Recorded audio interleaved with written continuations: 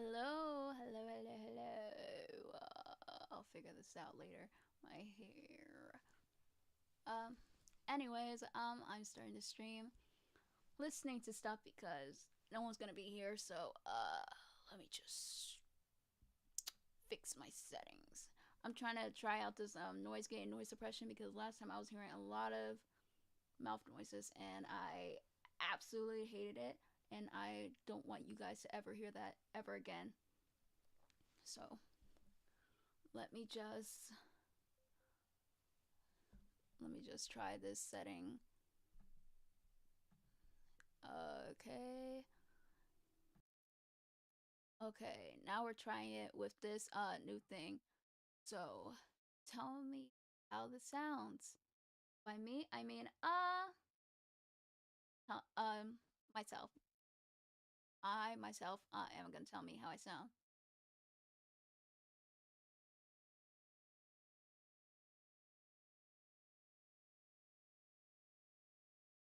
Ooh, Um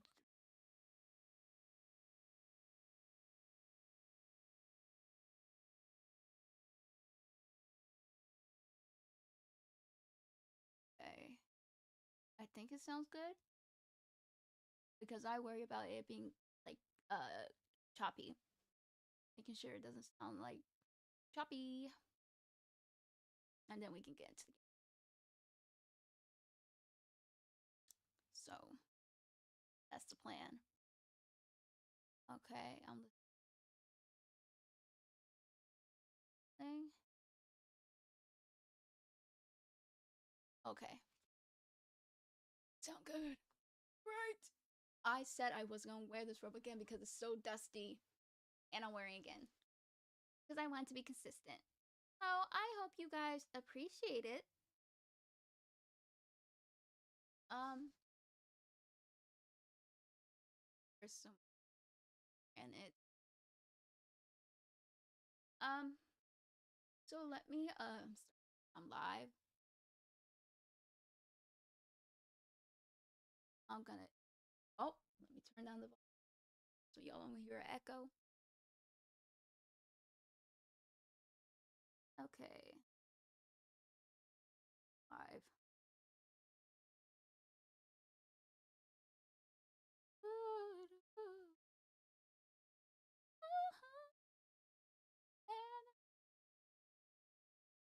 I can't do that. No, sir. Yeah, I cannot do that. You're gonna play this dating simulator, and you guys, well, I can't say you're gonna love it, but you will be forced to love it.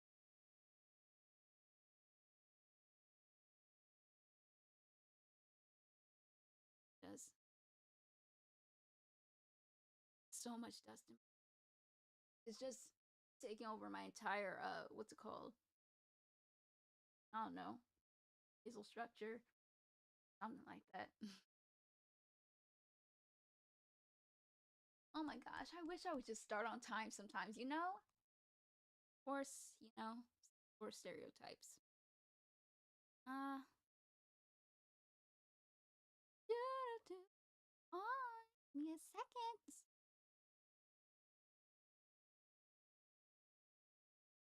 And you're probably watching this VOD if you decide to watch this VOD, thinking, why didn't you just, cut this out? And no, I'm not gonna do that. Unfortunately, you're gonna have to watch this whole thing. Me, uh, posting down live, and you're gonna have to enjoy it. Bon appetit. Okay, one done. Just one more. Hold on. Be patient. Hold on. Get this posted to the right place. Okay, I got nervous. I posted to my other account. Um,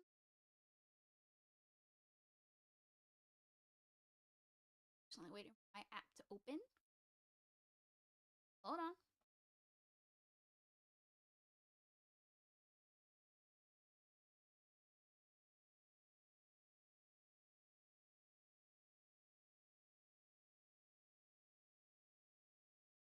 Okay, y'all can't hear. Yep, y'all can't hear.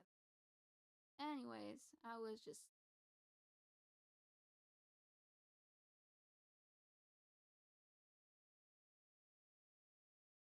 uh go. There we go. Will it load this time? Come on. Yes, thank you. Uh,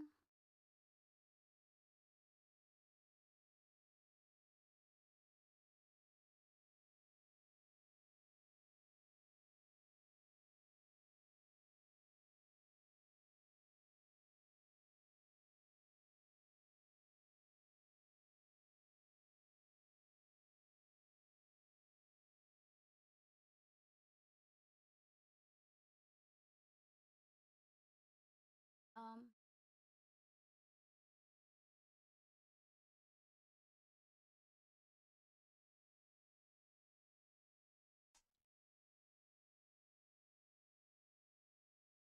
struggling.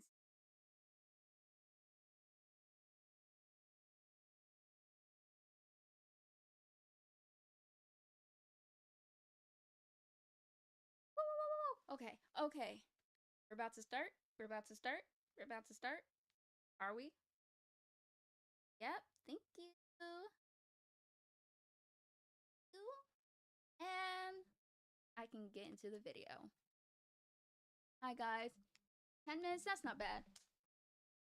Now let me just do my intro real quick.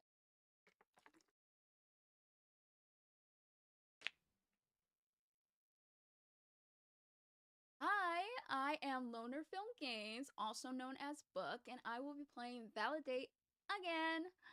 Um, we're trying to play with the other characters to date Yolanda, which I'm still not happy about, but we're gonna push forward and do the thing, and we'll see what happens. And depending how short it is, which I'm hoping it'll be like 45 minutes each, like 1 hour 30 minutes, then I will try to fix one of the endings.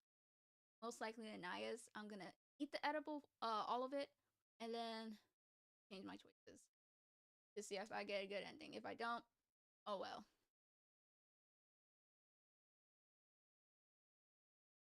My hair then. Don't worry about that. What else did I have to say? Oh right, I did not know that this game got on the wrong side of social media, and everybody's calling this game racist. Didn't know it made the girlies mad, and they have been hopping on people's pages talking about how bad this game is, how racist it is. Oh, will that happen to me? We'll see. We will see. Where am I? I think we should just hop right into the game. Anybody? Do I hear any arguments about not wanting to hop into the game? No. Okay, let's get right into it then.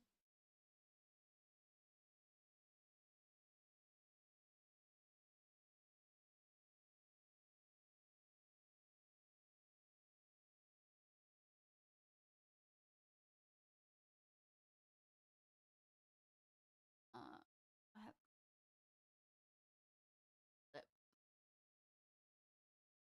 Is this a look? It does not look good.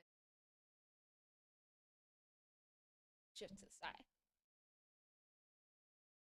Stick back. No. Do up. Do ups. Oh, maybe I should actually plug it in. Oh, it is plugged in. Never mind. Okay. Oh my gosh, this looks awful. Well, we're just gonna have to keep pushing.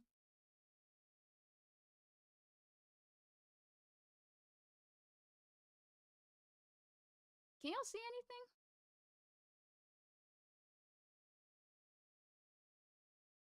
Y'all can't see anything.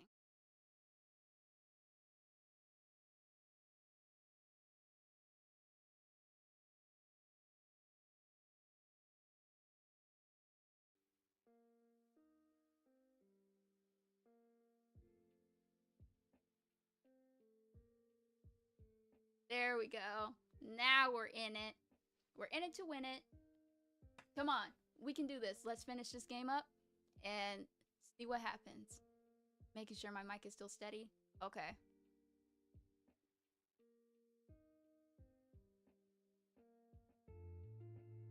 Sure, I can see stuff on my laptop. Great. We're pushing forward.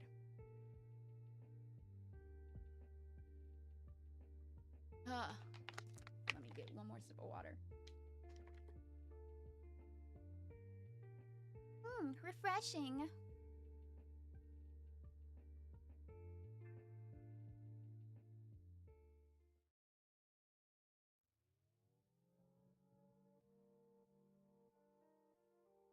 So the dust begins. Okay. I'm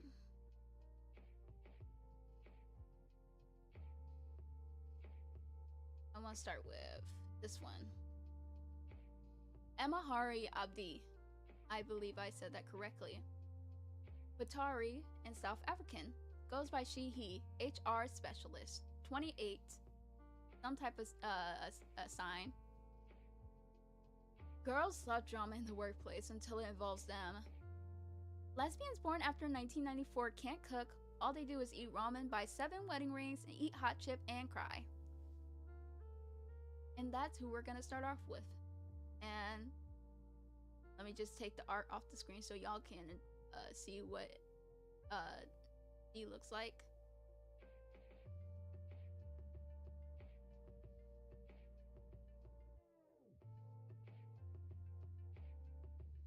Sorry, I was about to I had to hold in a sneeze. I'm begging I don't sneeze on live because I will have to edit that out. Okay, let's continue. Affirm.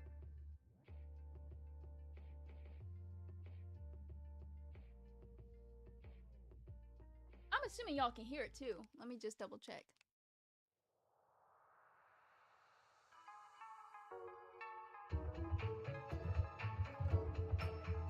Content warnings. Divorce.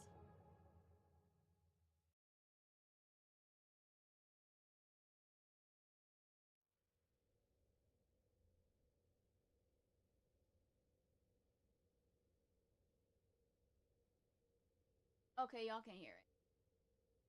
Just have to double check because you never know.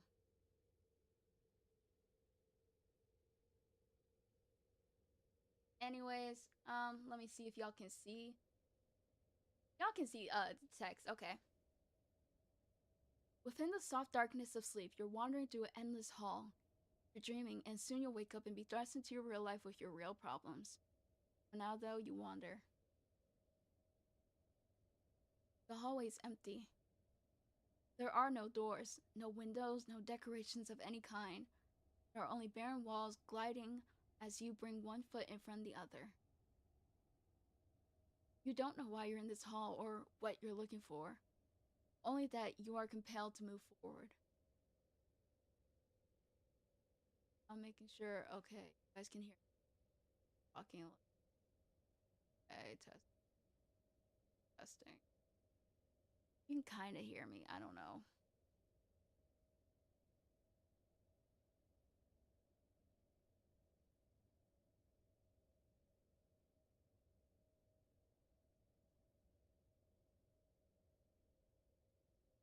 Can you hear me?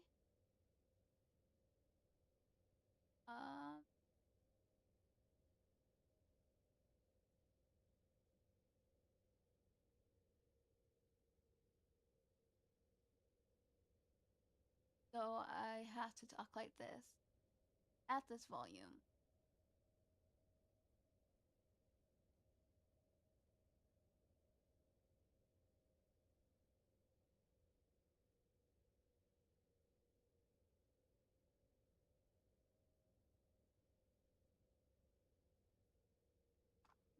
We'll see how long this noise suppression thing lasts because it's already, I gotta speak at a certain volume already.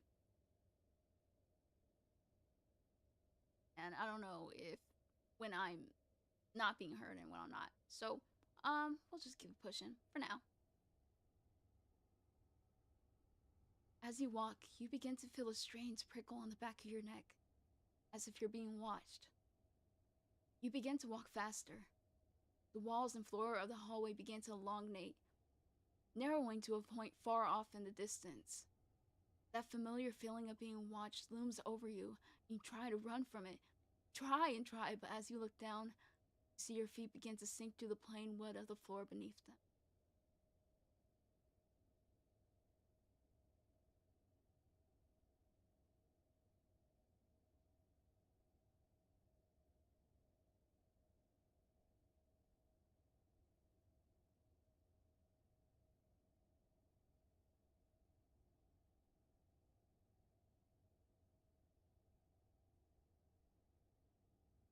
Some of my words are cutting out.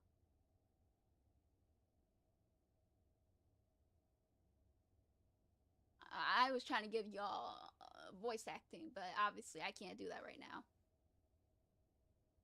Because I know I'm going to talk a lot and mouth noises are going to happen, so I just want to minimize that as much as possible. But some things are being cut out, so we'll see.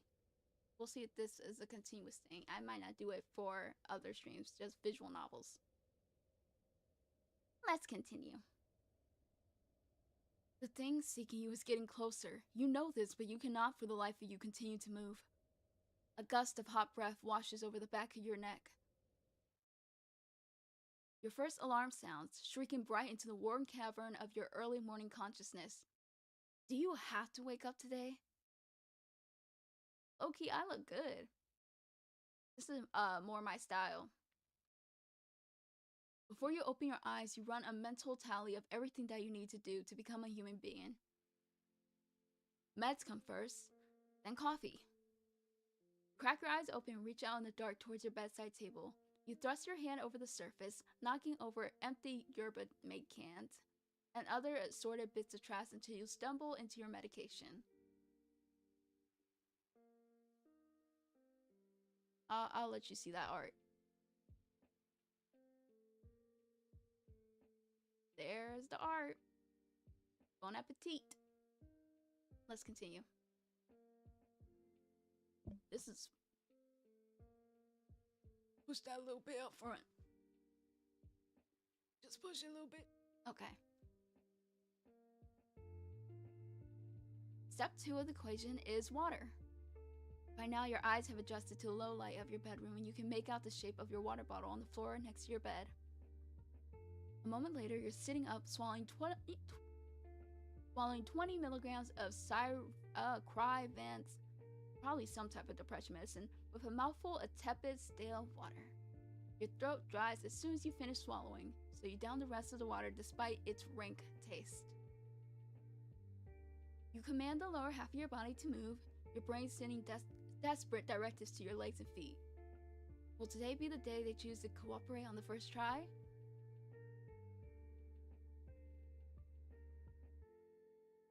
Evidently not.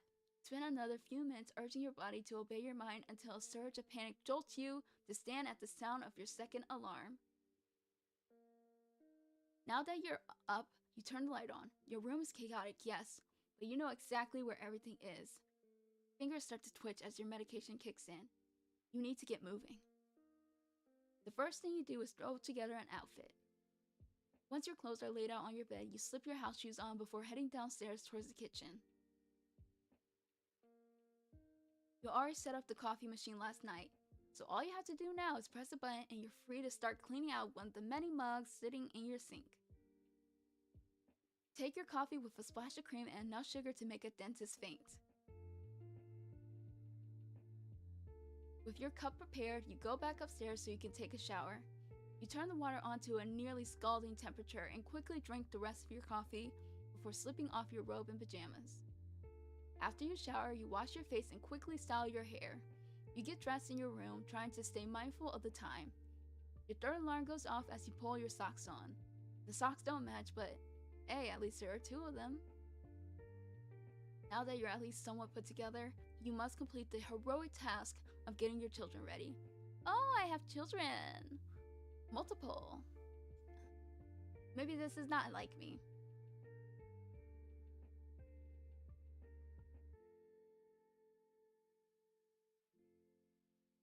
I beg thee that I get these names right on first try. Jalil? I got this. Jalil and Jabari are still sound asleep in their bedroom. You open the door slowly so you don't startle them and flip on the lamp that sits between their beds. Jabari stirs a little, but both boys remain asleep. You sigh. Might as well let them sleep for a few more minutes while you pick out clothes for them to wear. At 4 years old, your sons are starting to become quite independent. You suspect that Jabari will object to any clothes that don't resemble the weight and texture of his pajamas, and that Jalil will insist on wearing the same color everything because his new favorite thing is colors. Keep this in mind as you paw through their dressers. The noise you've been making causes Jalil to wake up. Aw, look at this kid. Ah! You're cute. You're adorable. I'm telling you right now, no one looks good waking up. Kid, adult, nothing. But I appreciate this kid is adorable. Mama, I'm not gonna do a baby voice. I'll be honest with you. That is not gonna happen. Jalil Abdi, kindergarten student, Amhari's and Noor's son. Good morning, my dove. Did you have a good dream? Yeah, Mama, I did. Are we going to school today? Not today. You and your brother are gonna go to Mama Noor's house today. You do your best not to sound disappointed when you say it. The hardest part of sharing custody is having to pretend that you're okay with the sharing part. Why don't you wake your brother up? Then you can both tell me about your dreams while we get washed up. Jalil climbs out of bed and totters over to Jabari. He lays a small hand on his brother's shoulder and gently shakes him until his eyes crack open. Jabari, wake up! We're going to Ummy's house today. Jabari Abdi, kindergarten student, Amari's and Noor's son. What's that say? Eat, sleep, Minecraft. Jabari blinks in silence for a moment. Jabari, did you know that, in my dream, you and me were in Mama's car, and we all went to, we went to the moon. And, then on the moon, we saw a big bird, and, the bird had a car too, so we had a race in Mama's car with the bird. You watch your sons chat as you finish getting their clothes for the day together. Well, one son is chatting, the other is still waking up. Oh my gosh, the art's so cute in this. Who won the race, Jalil? I don't know, Mama. I woke up before it was over. Mama, I didn't have a good dream. You walk over to your son and crouch next to his bed. He's sitting up clutching a stuffed kudu that your aunt gave him when he was born. Jalil has his own, a cheetah, that's sitting next to his pillow. I'm so sorry you had a bad dream, my lamb. Would you like to talk about it? My dream, you were there, Mama, and, You allow him to take his time, careful not to stop his train of thought. And it, you were in a big box and you were stuck. And I was outside the box and I couldn't open it for you. Sorry I couldn't help you, Mama. I'm so sorry. Big brown eyes begin to well up with tears. You reach for him and hold him close against your chest. Don't worry, Habibi.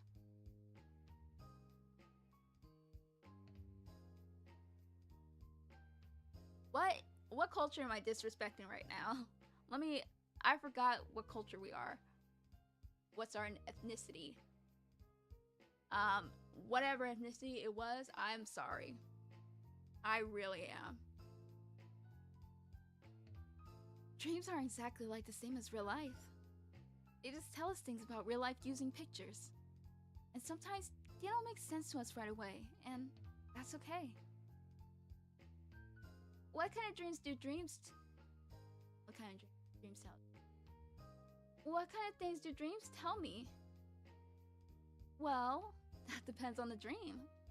But as you get bigger and bigger and have more and more dreams, you'll have an easier time figuring out what they have to say.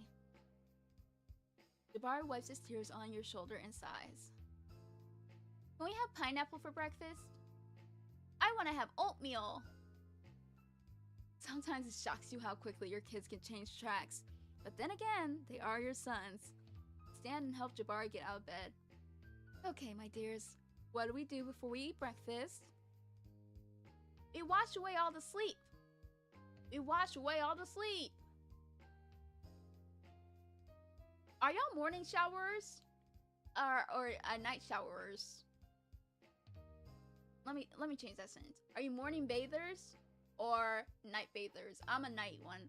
Because I don't like coming home with the germs of the outside still on me. I like washing that off and getting cozy in my bed. Why in the morning? I know I gotta smell fresh, but I'm clean from last night, and all I gotta do is, you know, put some deodorant on, and you're good to go. And if it's a theater performance, then I'm gonna take a shower, but also I'm gonna take a shower after that. Because you want to smell good for your partner, scene partner. But also, I still feel so dirty after I go out, so I just have to take a shower. But I'm not one of those people who are like, I take 2 showers a day. No. It's only on special occasions, and that's it. You pick up their clothes and lead your sons to the bathroom so that you can help them get ready before they get dressed. Then you load their toothbrushes with toothpaste and hand them to them. They stand on step stools in front of the sink, brushing their baby teeth with gusto. A pang of sadness rings through your heart as you watch them. It took time, but you got used to taking care of the boys on your own. Things are certainly more difficult without a partner, but that's a thought you can't allow yourself to dwell on, at least not in front of them. When Jaleel and Jabari are finished brushing their teeth, you help them take off their pajamas so they can put on their clothes for the day. What do we think? Did I do a good job picking your clothes today? Jaleel looks at the blue Among Us shirt he's wearing and down at his blue socks. Jabari runs his fingers over his sweatpants and soft yellow Minecraft shirt. You hold your breath. I like the colors. I think that blue is a really cool color because it's the same as the sky. The sky has birds in it, and I really like those.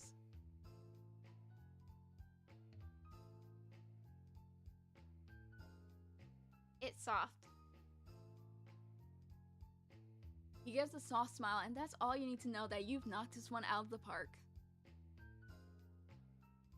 You guide your children down to the kitchen so you can start preparing their breakfast. You heat some oatmeal on the stove while you slice some pineapple and pour glasses of almond milk.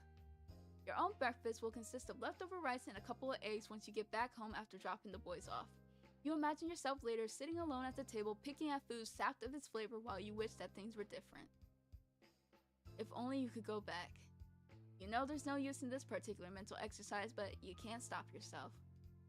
If you could do things all over again, what would you change? Would you figure out a home and work balance that's sustainable before it was too late? Would you listen more? Would it have mattered?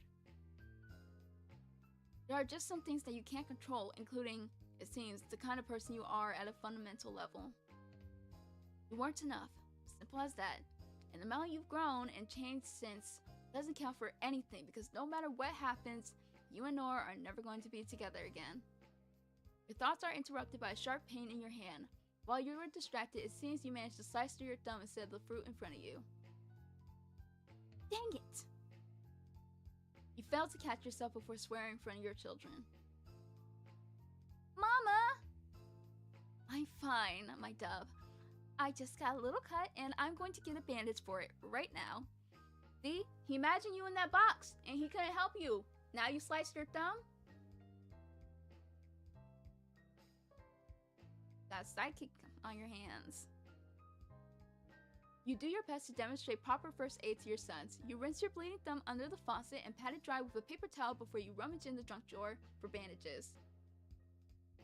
Once your cut is taken care of, you prepare 2 bowls of oatmeal with knobs of butter, some crushed pistachios, and a small drizzle of honey, placing some sliced pineapple on the side. Serve your sons their breakfast and join them at the table after you get another mug of coffee. I just accidentally grinded my teeth and it set me off just a little bit. Hate that feeling.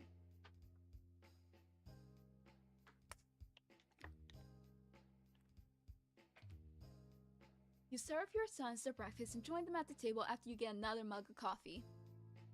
Mama, are you okay? Of course I am. I told you. It was just a little cut and now it's clean and wrapped up. There's nothing to worry about. Now keep eating your breakfast. Jaleel shoves a heaping spoonful of oatmeal into his mouth. Hey, mister, breakfast isn't a race. You don't need to go so fast. Take your time or your tummy will be upset with you in the car to Mama Noor's house. Sip your coffee while your sons eat. Remind Jaleel to pace himself every now and then. You sip your coffee while your sons eat, reminding Jaleel to pace himself every now and again. The last thing you want to do is hand off your kid to your ex while he's covered in puke. Mama? What is it, Habibi? You have to admit, sometimes Jabari can be a little unsettling when he stares at you in unblinking silence. Mama, are you okay? I just told your brother, one little cut isn't enough to hurt me too badly. Not the cut, Mama. You're sad. Yeah, Mama, you came in our room and everything got all blue and green and stuff. But, not blue like the sky or like water. Blue like really, really icky blue. You sigh. This is the kind of thing you would, ideally, discuss with Noor. The best option you have, though, is making a long-distance call to your Auntie Babaloa. Babala? Yeah.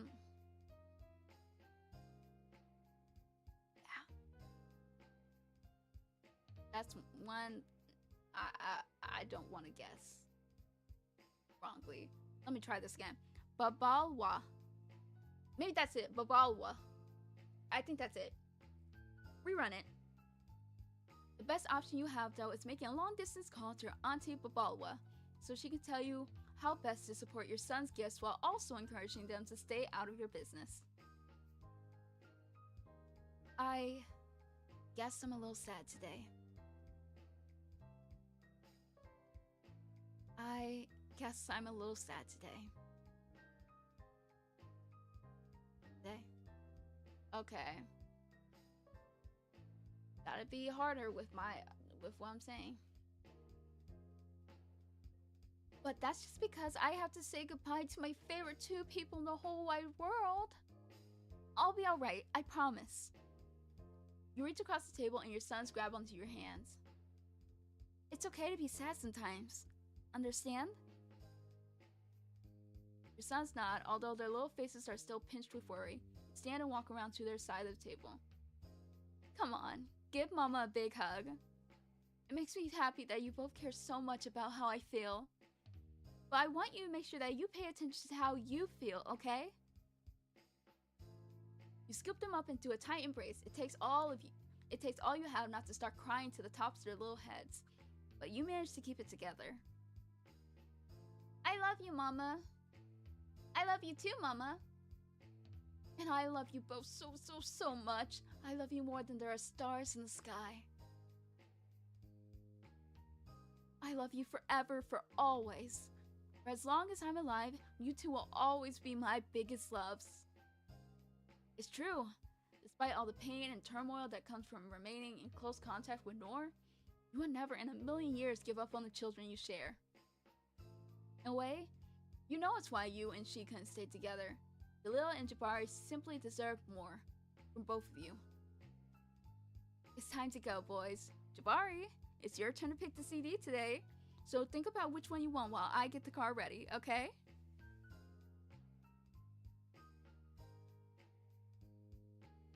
You let go of your son so they can finish their breakfast while they eat. You go back upstairs to make sure that they packed their things sufficiently last night. You and Nora tend to just keep duplicates of certain items, but there are some things that you simply must cart back and forth, such as their special blankets and toys, as well as anything their preschool teachers have given them to take home. After confirming that their essentials are packed away, you slide Jalil's, Cheetah, and Jabari's kudu on top of their things and zip up the bags. You carry them downstairs and out of the trunk of your car. Then you check that the car seats are relatively clean and secured to the back seat. As you do so, your fourth alarm goes off on your phone. Dang. You lingered too long at breakfast and now you're running behind. Your only choices are speeding or arriving at Nora's place late, neither of which are great.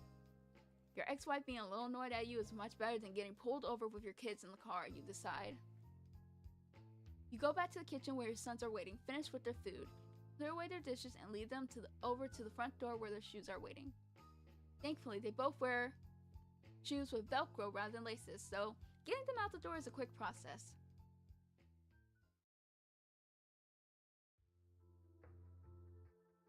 Do you know what CD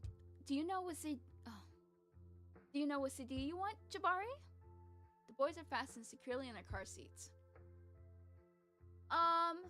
I want the one with the orange circles on it.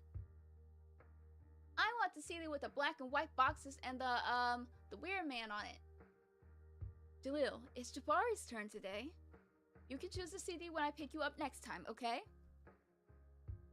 Jalil nods, pouting. You sigh. You really don't have time for this. It's good to take turns and share, Habibi. It would never make you sad if you never... It would make you sad if you never got to pick the CD, right? That's how Jabari would feel if I skipped his turn today. Jalil nods again, his imminent tantrum averted. I'm sorry, Jabari. I don't want you to be sad. It's okay. Your sons reach across the seat to hold hands as you fasten your seatbelt up front. You turn the car on and insert the CD Jabari chose. Layered vocals flood the car through speakers, and part of you wishes it was Jalil's turn to pick the music, if only because tender love ballads are the opposite of what you need to hear right now. They'll bring this up to me. Sorry if it's loud.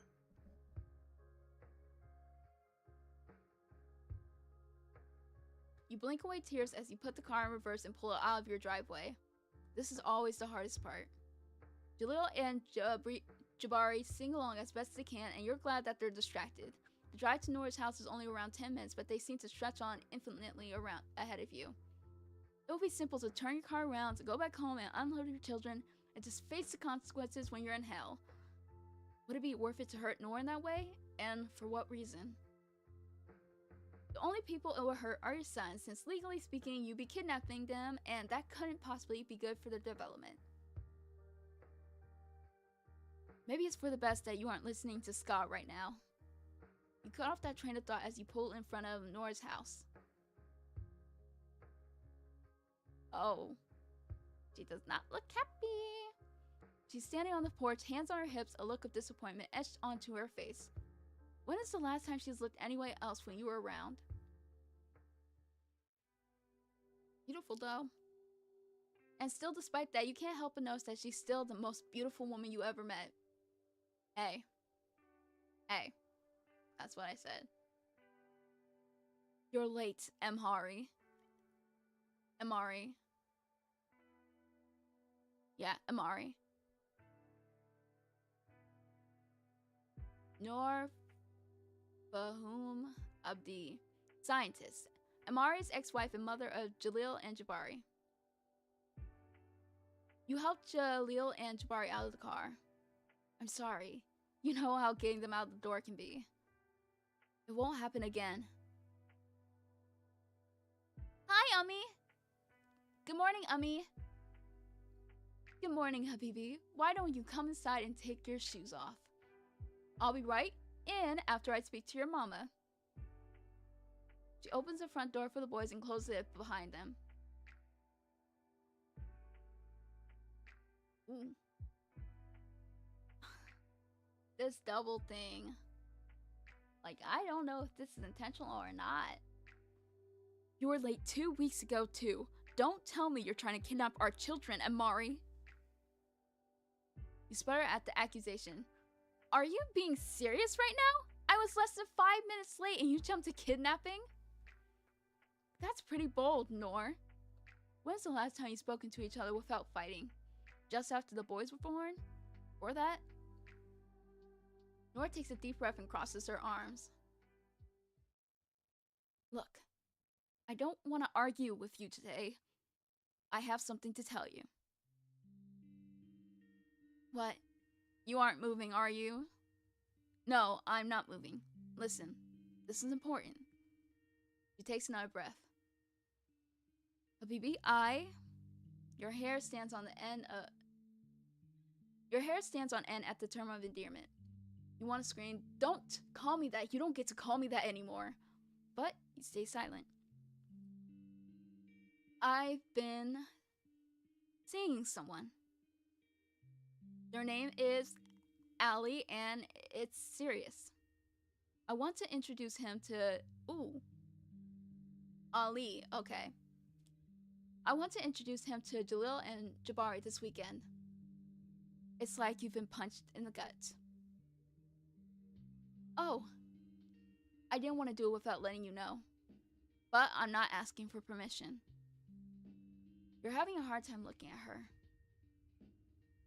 I understand. I wish you two the best. You turn on your heel and walk back to your car. Nora doesn't call after you, only goes inside to get your children unpacked. Once the door is shut, you fasten your seatbelt and check your mirrors. You check that all 4 windows are rolled up tightly. And then, you scream. Oh, that's me. That's me. Y'all, gonna let y'all have that. That's me every day. Okay, well.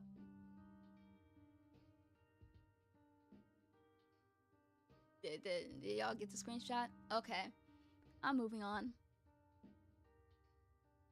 Oh, I had to actually move my face cam back. I nearly almost continued without it. There we go.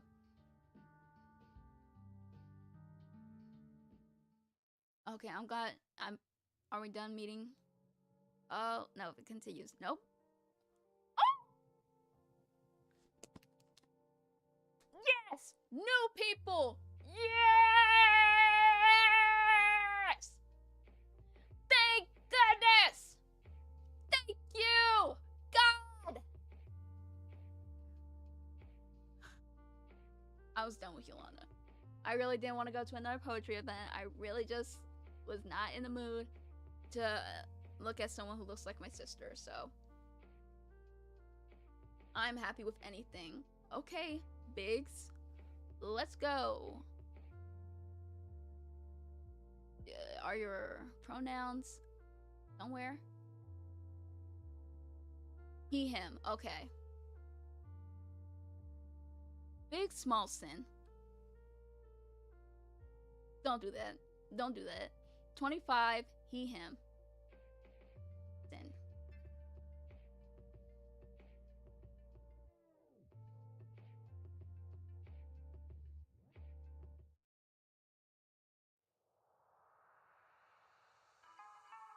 A crash course in friendship.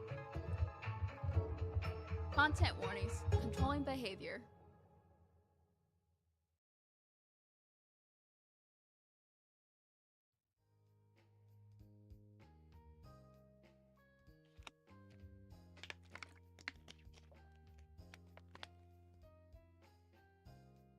On a typical afternoon, you can be found curled up on your couch relaxing after a long day of work with a copy of Car Parts magazine. When you don't have your sons to worry about and the weather is nice, you go out on the back porch and enjoy your weekly allotted cigarette. It's a part of your routine that you look forward to, this hour or two where you focus on yourself and relax. Even when Jalil and Jabari are at home, you still try to honor this part of your day, although sometimes it has to wait until after the boys are asleep in bed. Today is only half typical. The boys are home, but not because it's your week to have custody of them. North called you frantically around noon because a new girl at her lab ruined the sample. Your heart flip-flopped when you heard it. A long time ago, you would have asked her to stay on the line to talk mess about this new girl and how incompetent she is. The two of you would drive your bosses crazy with how long you stay on the phone with each other while you were on the clock. Back then, your bosses were too scared to look homophobic to really punish you for all the alleged time theft you committed. Now, upper management has taken a few too many diversity trainings, so you couldn't pull that scam even if you had someone to pull it with. In any case, Nora should be arriving to pick the boys up within the next hour. And until she does, you're gonna enjoy your time with them. The three of you are sitting in the living room. Jaleel is building a tower of blocks while Jabari draws the crowns on a piece of printer paper. The television is playing one of the boys' favorite programs, Claw Captors, which fills the room with a steady supply of background noise. A commercial plays for the show's tie-in toys, and you brace yourself to be bombarded by your sons begging for plastic imitations of cartoon owls. Instead, you hear an engine backfire loudly outside your house. You wince at the sound and thank yourself for having the ability to maintain your car properly. Your sons seem unbothered by noise, which you're thankful for. Jaleel continues building his block tower while Jabari sits still in front of his unfinished drawing. Mama, someone's coming to our house soon. You look up from your magazine and towards the front door. It's probably Mama Nora coming to pick you up.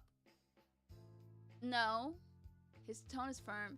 It is not common for him to predict an unusual guest arrival. You try your hardest to remember if you made plans with one of your friends. Oh, he is sidekick.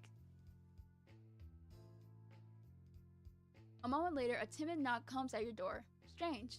If it's Nora, she'd probably just ring the bell, and if she's gonna knock at all, she does so with confidence. You make your way towards the front door. Another knock comes.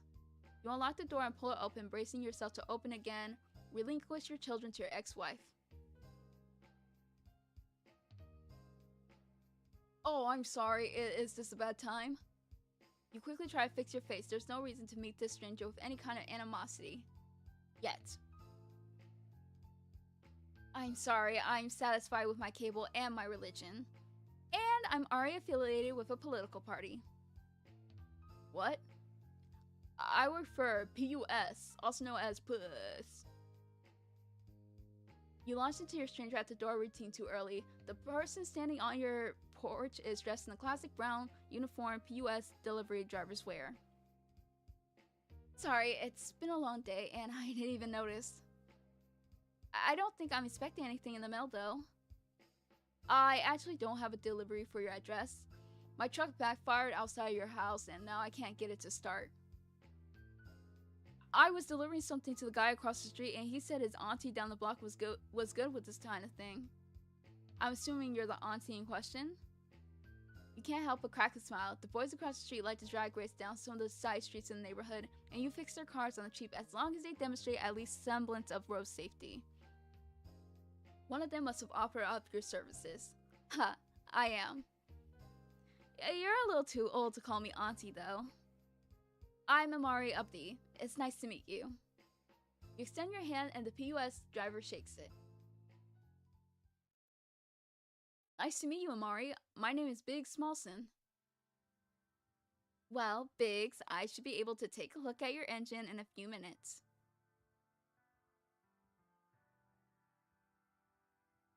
My name is Biggs Smallson. My name is Biggs Smallson. My name is Biggs Smallson. I'm sorry. Just had to check. Just had to double check that everything's working. Tell me if I'm too loud. Okay. No, I'm good. Going back to the game.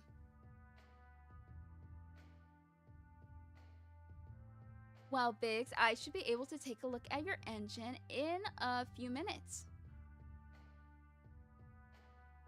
I just need to wait for my ex to come pick up the kids. As you say that, you feel a tug on your legs. You look down to see both of your sons on either side of you clutching to your pants. Who are you? You have pretty hair. That's exactly what I was thinking. As soon as I saw him, I was like, dang, your hair's cute.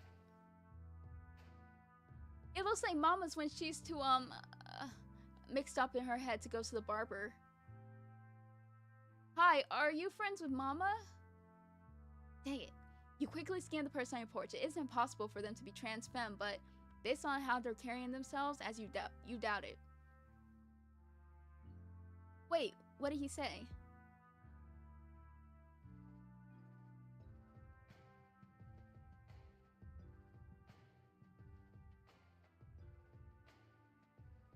I don't know why that mattered. You quickly scan the person on your porch. It isn't impossible for them to be trans femme, but based on how they're carrying themselves, you doubt it.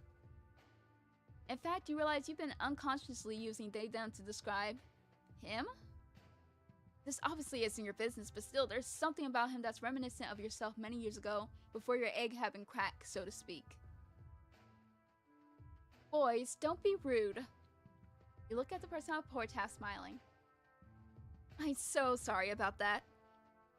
There's really only one man who comes around my house, and it usually isn't when the kids are here. Not like a boyfriend or anything like that. We're just friends. And he's just terrible with children, if I'm being honest. Wow, you sure are talking a lot.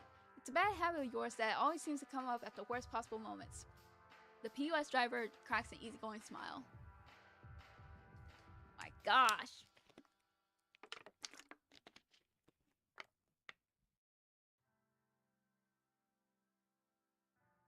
No worries, I'm not uptight about that kind of thing. Him is alright.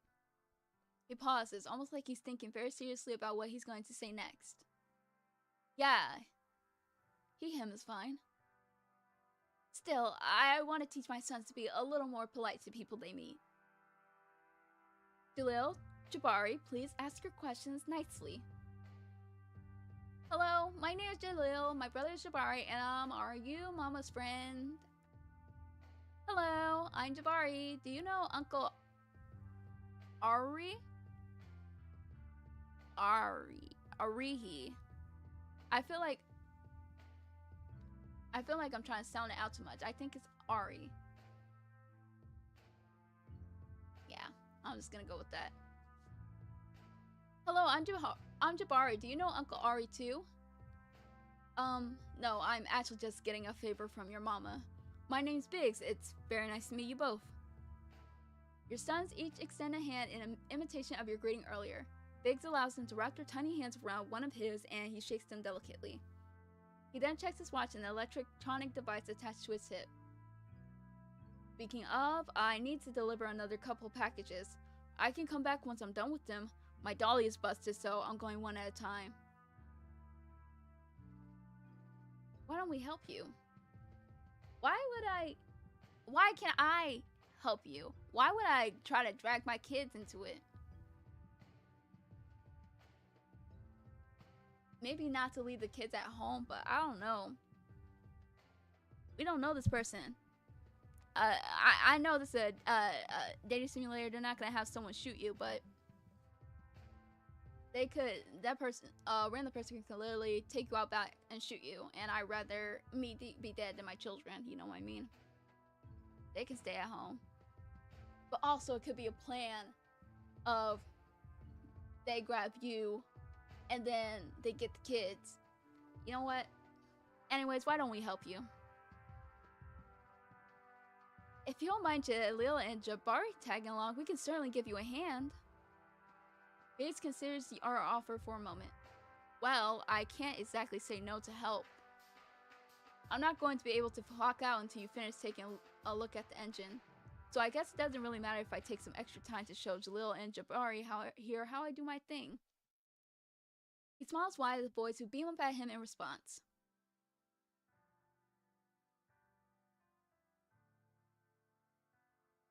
Mama, I want to see the place they make the mail before it comes to our house. The are...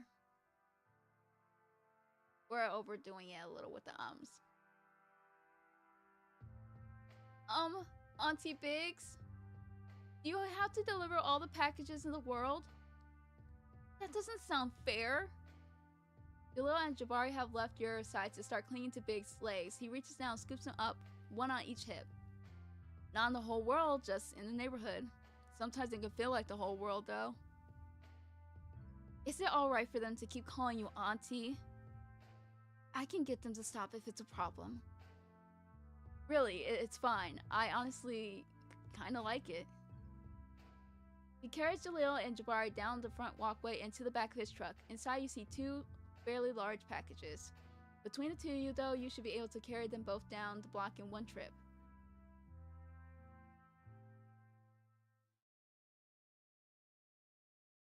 Alright, kids! Time to stretch our legs and give Auntie Biggs his arms back. It's clear the boys would rather continue to be carried, but they get down without putting up a fuss. Biggs hands you one of the boxes. Fortunately, they're roughly the same size, which allows you to avoid the impenetrable matrix of gender politics that arises whenever you need to do a physical task alongside a man.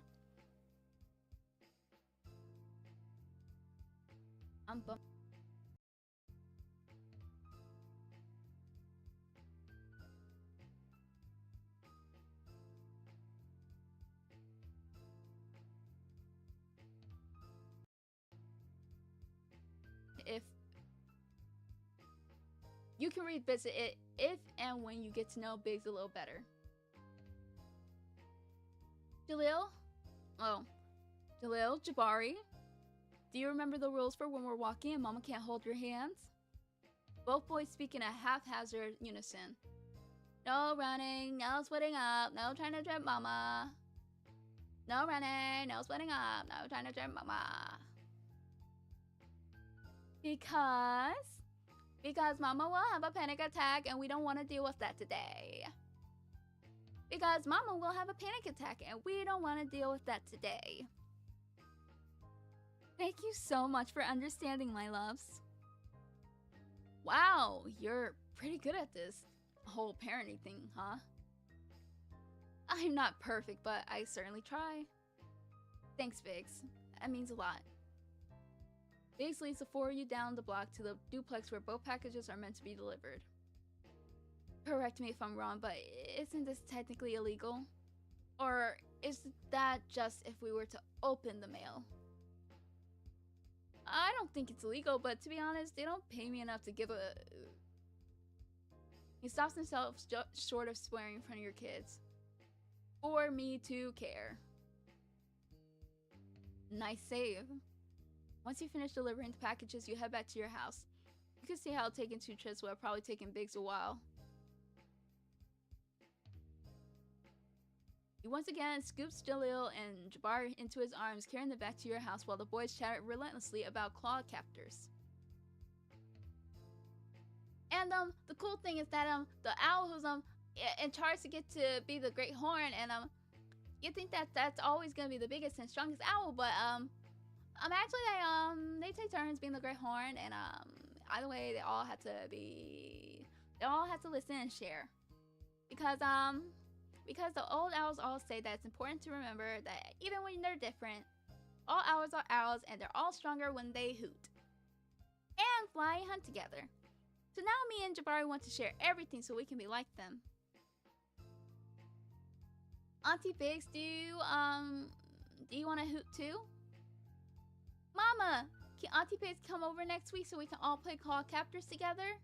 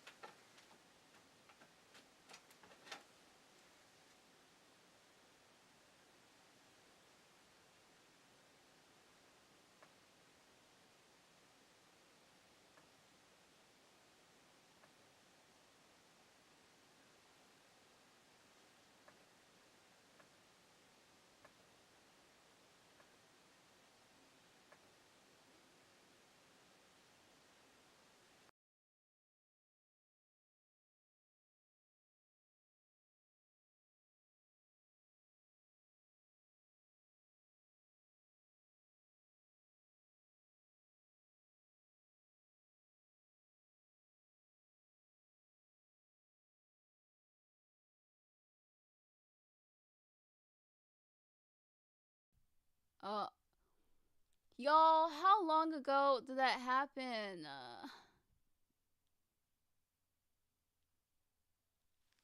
Oh my gosh. How can, okay, I gotta go back and see when it stopped. Oh, my voice.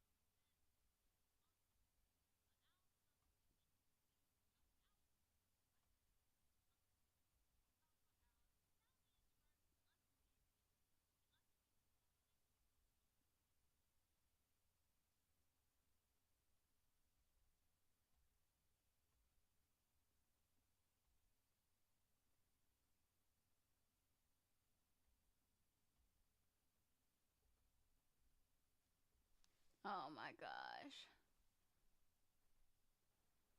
So basically, it happened. It was when I was talking about cis guys.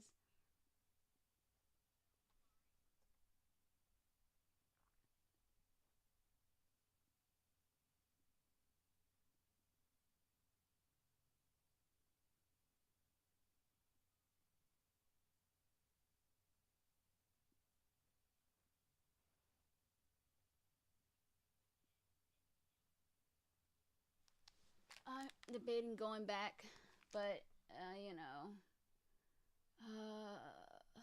it is what it is. It is what it is. Let me put the filter back on. Okay.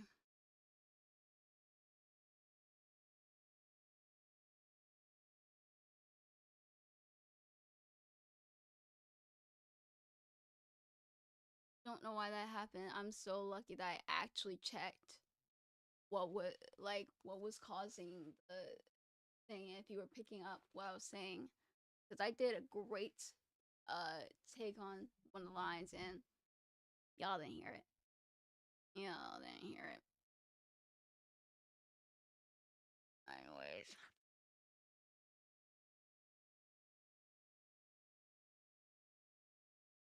that ruined my mood.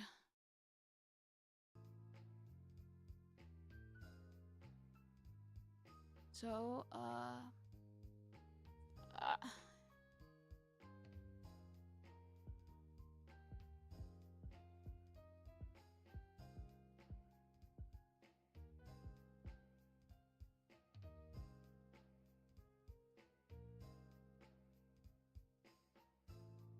we'll start from here.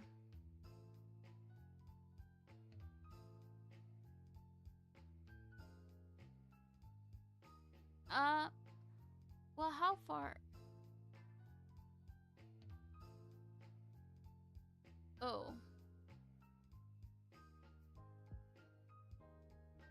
that was far back. I'm just gonna have to go from this far. Can Auntie Biggs come over next week so we can all play Claw Captors together? Okay. So y'all got that. Oh, I'm gonna be paranoid for the rest of the day.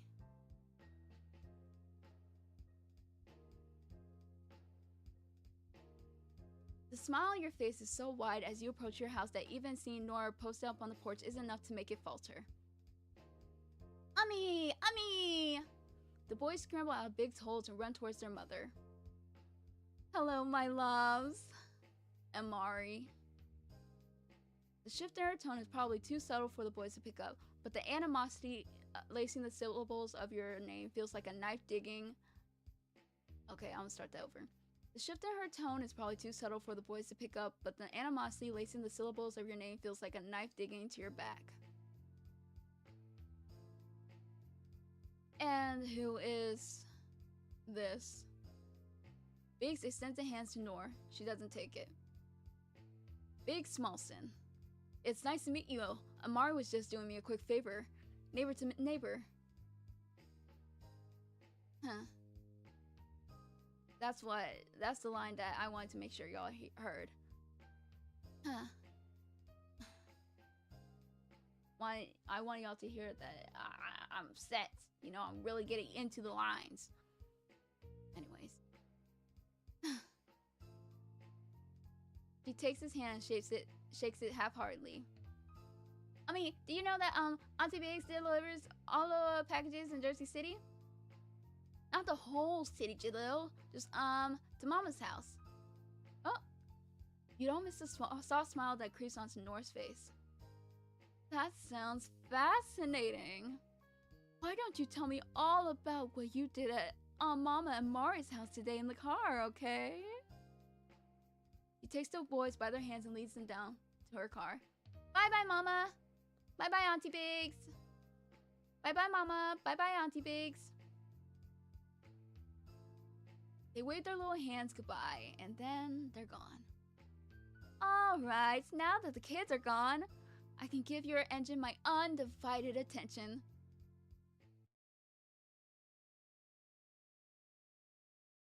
You lead Biggs over to your garage where you keep most of your supplies. Hey, I really can't thank you enough for all this. I'm sure you must be pretty busy. Or you must be pretty busy. Okay.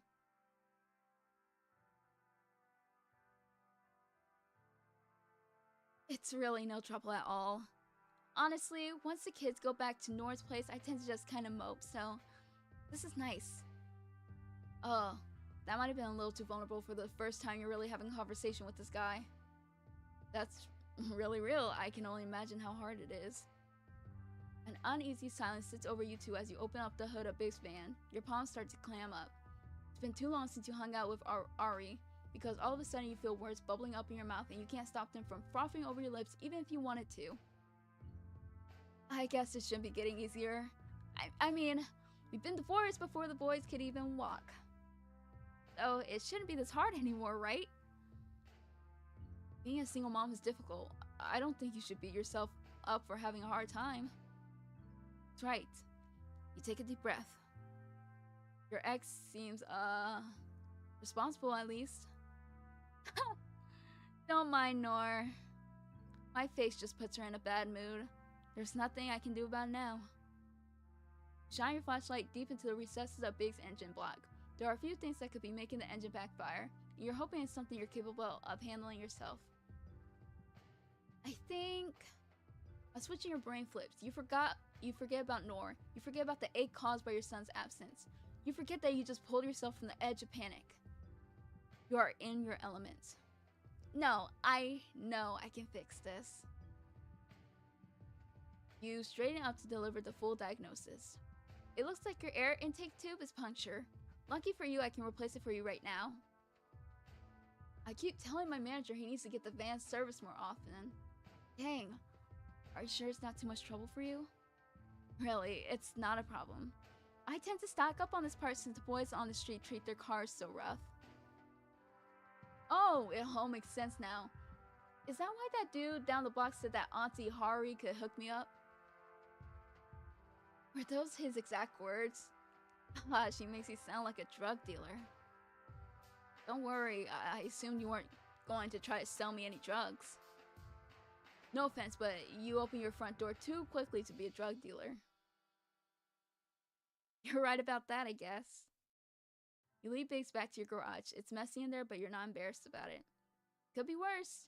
Your house could be the dumpster fire instead of your garage.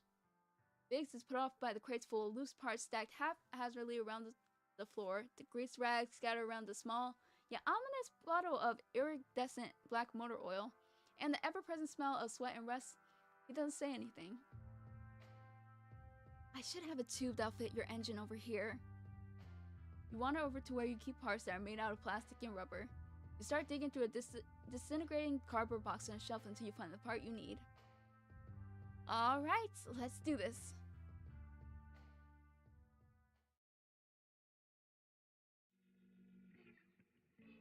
You quickly get to work detaching the old tube and installing the new one.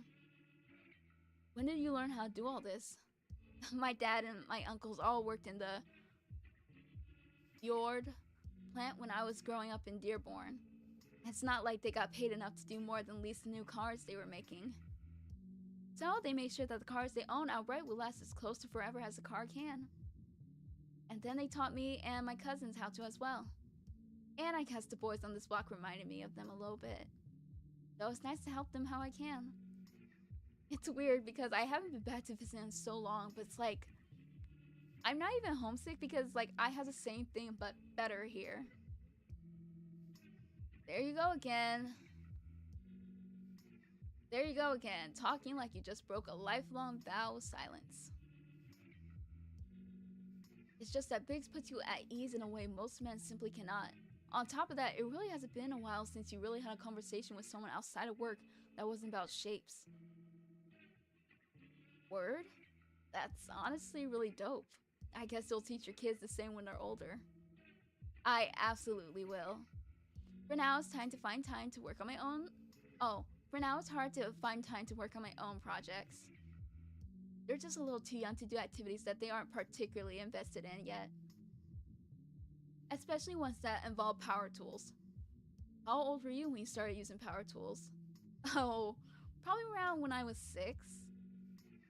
Jalil and Jabari still have a couple years to go. Till then, it's a full-time job keeping an eye on both of them at the same time. I'm looking forward to when they're in school and I can finally talk to other adults again. Well, I think I have an idea that'll work out for both of us. What is it? Well, not to make any bold assumptions since we just met, but you said it yourself. You don't spend a lot of time hanging out with other adults, and I want to thank you for helping me out and giving me a legit reason to get some overtime. So why don't we do both at the same time? You're finished with your work now, your hands slightly coated in oil and dirt from the inside of the engine. Oh?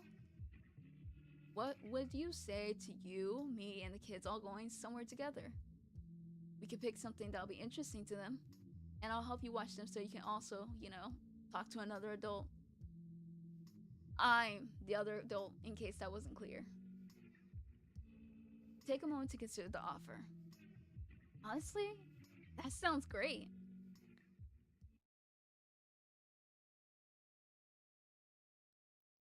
After a few days spent exchanging texts and coordinating schedules, you two decide to meet at the Jersey City Zoo on a sunny Saturday afternoon. I'm just waiting for the negative part, when they become insecure and I get the bad ending. You arrive 10 minutes late, which you might as well have made an hour early. You have your black backpack and a tote bag you got for subscribing to some car magazine years ago. Both stuffed nearly to bursting with water and snacks and every miscellaneous thing you could fit in.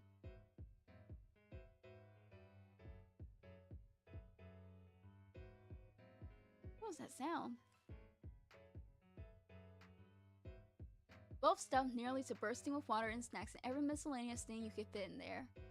Khalil and Jabari each clutch onto one of your hands. This morning you dressed them in matching overalls and bucket hats just in case you lose one of them and need to describe their appearance under pressure. You walk towards the entrance, scanning the crowd for Biggs. He's standing off to one side, dressed in casual shorts and a baggy t-shirt. It's honestly strange to see him outside his PUS uniform, but it makes sense that he wouldn't be wearing his work clothes when he's off the clock. He waves at you with a wide grin as you approach.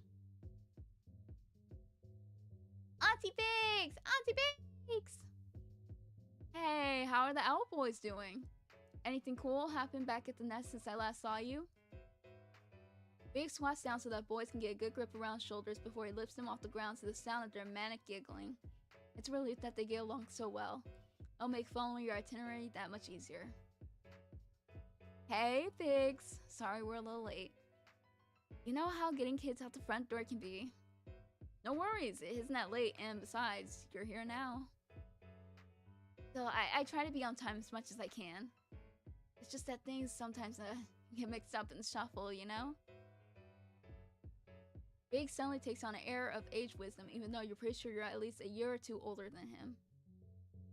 There's nothing wrong with being a few minutes late now and then. You're a good mom, Mari. Statement is a seemingly simple declaration, one with subjectivity woven through each individual word. And yet when Big says it, you can't help but feel that maybe he's correct. Thanks. That really means a lot. Don't mention it. For once, you let the silence speak before you stretch on. If Jaleel or Jabari want to break it, they're free to do so. Auntie Biggs? And like clockwork, they do. Auntie Biggs, do owls live at the zoo?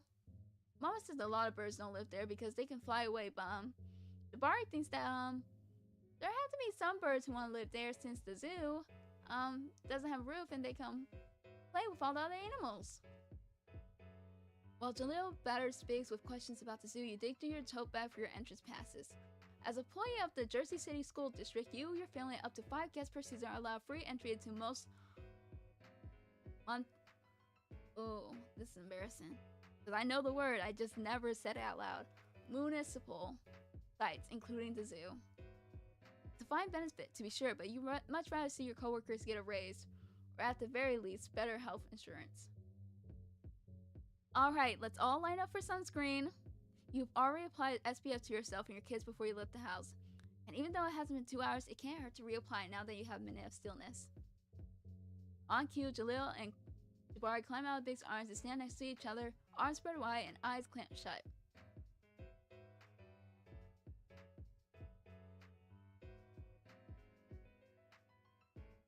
Biggs remains still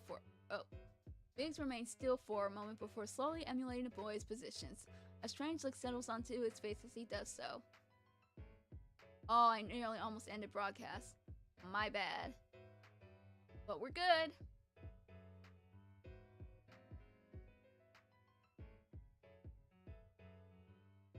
I'm gonna take a minute. Why does he seem hesitant? Before you launch into your usual sun care routine, you take a breath. Jaleel and Jabari are in front of you, their little arms stretched and their eyes clamped tight. They're both 5 years old and physically incapable of putting sunscreen on themselves. These things are not true of Biggs. Oh, sorry, Biggs. I guess I forgot about the whole talking to other adults thing. I don't need to put your sunscreen on for you if you don't want me to. Biggs immediately puts his hands down and occurs to you that, yeah, it is kind of weird for a grown woman to platonically apply sunscreen to a grown man without establishing that that's okay first. No worries, I can put it on myself, but I mean, I get how it can be kind of difficult to get yourself out of parent mode, huh? Tell me about it. I'll hand over the spray once I'm done with these little guys. Jaleel and Jabari wait patiently for you to spray their bodies with SPS 30. When you're done, you pass the can over to Biggs while you rub 2 tablespoons each of SPS 45 special formula for sensitive skins sunscreen onto their faces and necks.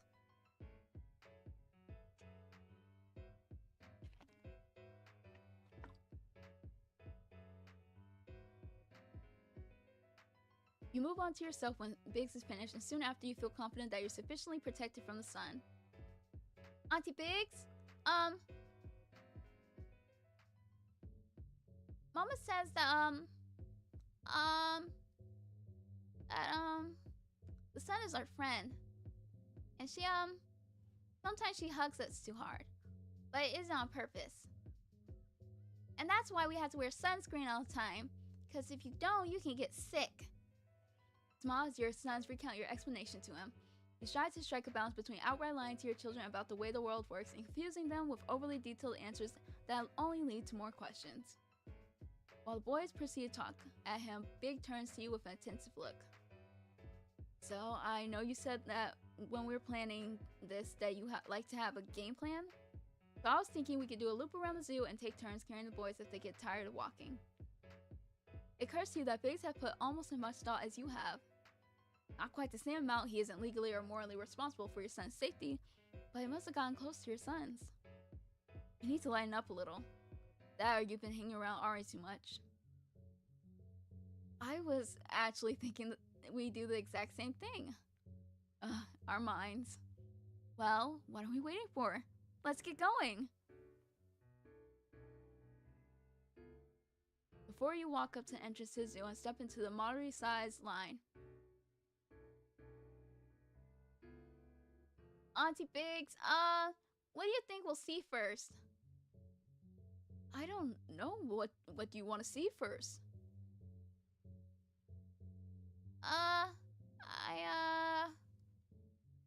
I want to see a bird. What kind of bird, my lamb? Barry falls into a contemplative silence. There are so many birds, after all. Your group reaches the ticket window and you slide your passage through a hole in the partition glass. Your fingers brush against the clerk's. Actually, a khaki-clad woman with a visibly self-administered haircut reaches for your passes, and her entire face lights up with a blush so intense it looks purple.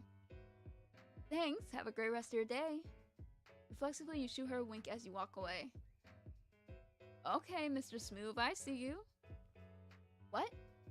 You totally made that ticket girl's whole life. If she wasn't gay this morning, well, now she is. Gives you a playful shove and you laugh. Oh, come on, it wasn't that much. Sure. Keep saying that you're about to have all the zoo staff eating out of your hand if you keep it up.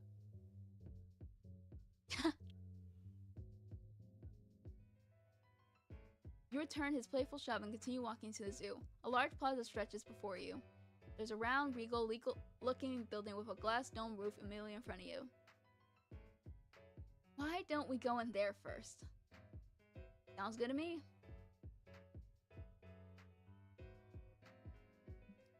The door to the building opens on a cool stone lobby decorated with plaques celebrating the zoo's conservation efforts. Further ahead are two glass doors staffed by an attendant. The attendant leads you all into a vestibule and scans the second set of doors before allowing you to enter the exhibit. The room is round, lined floor to ceiling with climbing vines. Pools of clear water line the bases of the walls, and another pool sits in the center of the floor. It's near exploding with water lilies and palms and other tropical flora. Hundreds of butterflies zip around the stage, flitting between flowers and dishes of nectar on the walls and colorful t-shirts.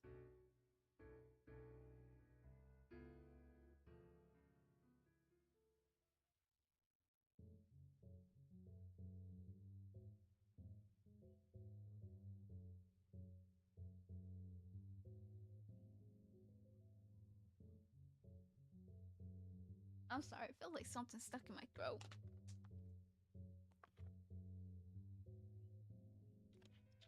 And this is kind of long, ain't it? Mama, there's so many! His eyes grow wide with amazement as a butterfly lands on his outstretched hand.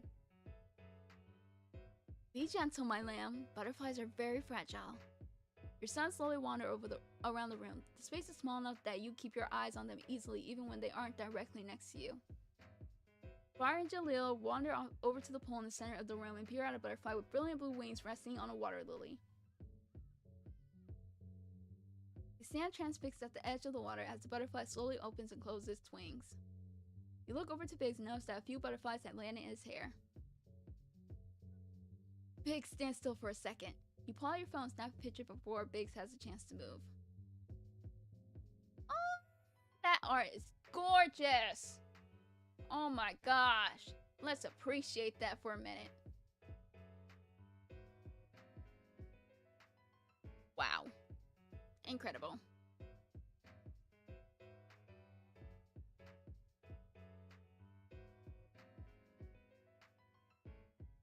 Looking good. Check it out.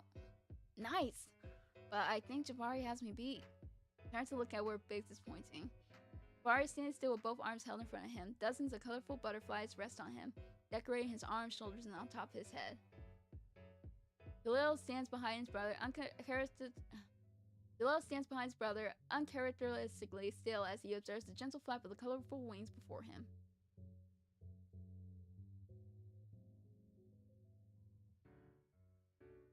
You quickly pull out your phone so that you can capture the moment, making a note to have it printed so you can send copies to your mom and your auntie, Babaloa.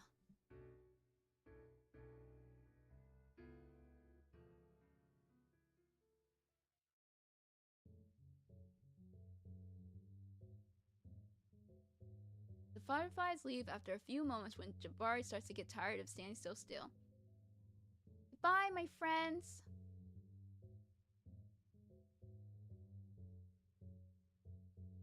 Once you're sure there are no lingering passengers on either side of your sons, you usher them towards the door in the back of the room.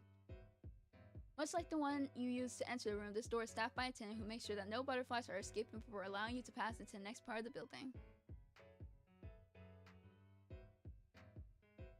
The previous room was pretty warm, but the next one is so humid you can almost see the moisture in the air. Tropical plants and bodies of water surround the roped-off walkway that leads to the large space. The air is heavy with the distinct smell of multiple birds in one room.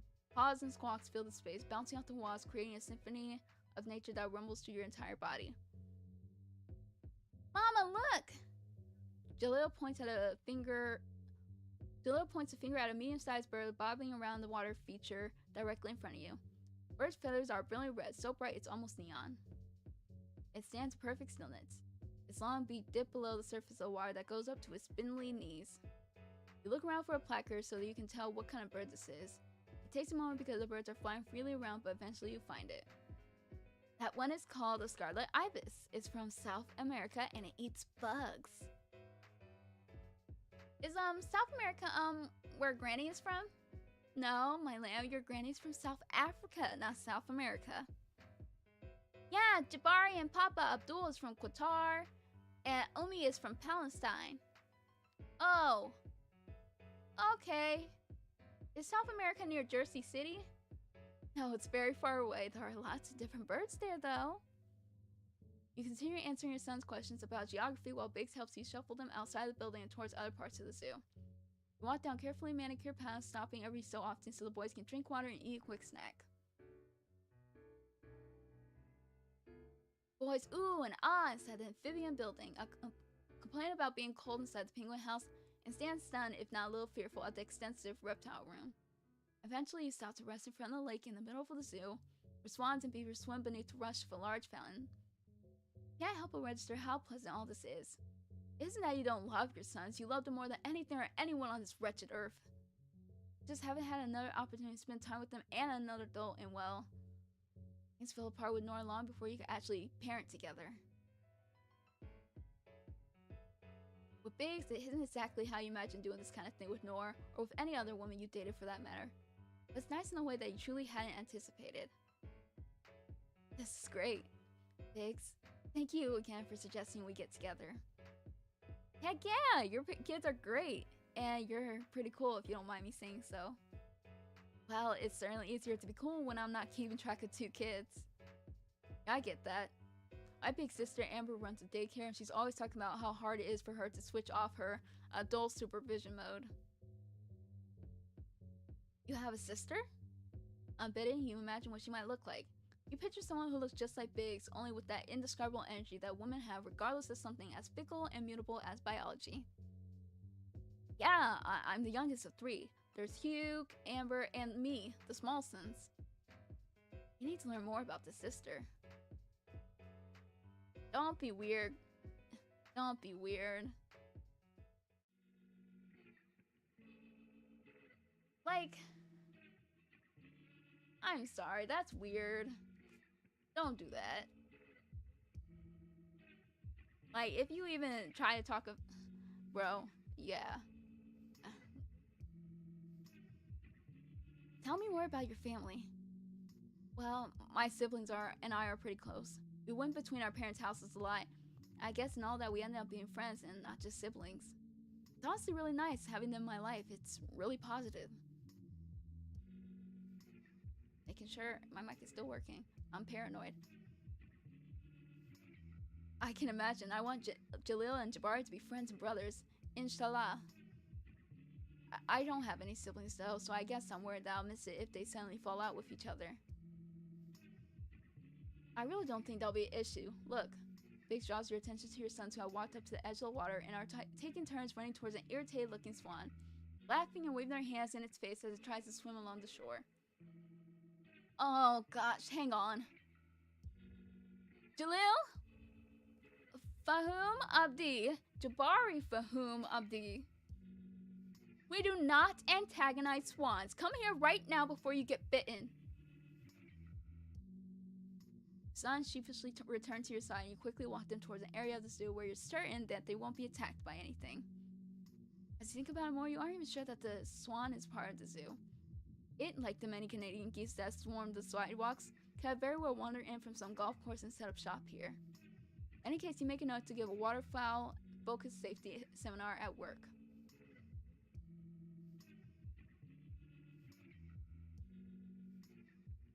You lead your son toward a path that spirals below the ground. Auntie Bates, what do you think is down here? I'm not sure, but I bet we'll find out pretty soon, won't we? Your group enters a space meant to evoke the atmosphere of a frozen cave. The walkways lead through the cave and went underneath an immense saltwater pool designed for the enrichment of polar bears. You follow the flow of people towards a glass domed tunnel that runs beneath the pool. Benches line the tunnel so that people can stop and take a rest or take pictures. Mama, look, a baby! You look over to where Jabari is pointing. Jalil is kneeling on a bench a few steps ahead, his gaze locked with a polar bear cub who looks equally fascinated with Jalil. Jabari, go over by your brother so I can take a nice picture for your aunties. I can take it. You should be in this picture too, Amari. I agree. Okay, yeah, you can take it.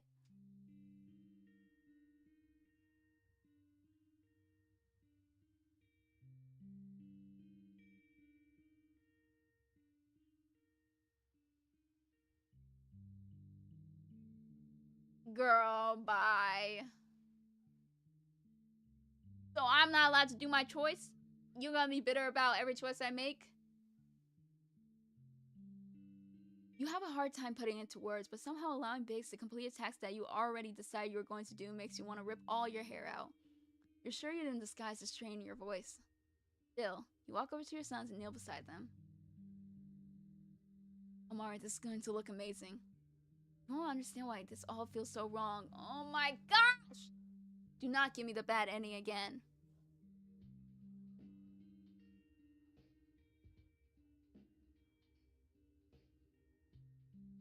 Dogs are barking.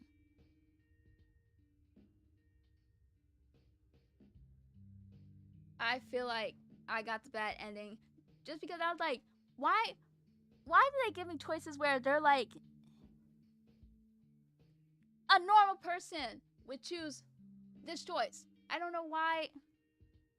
Just so you guys, you can replay it, but it's honestly, it's kind of frustrating me right now.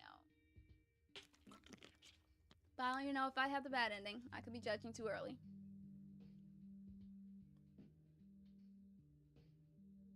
Hold on.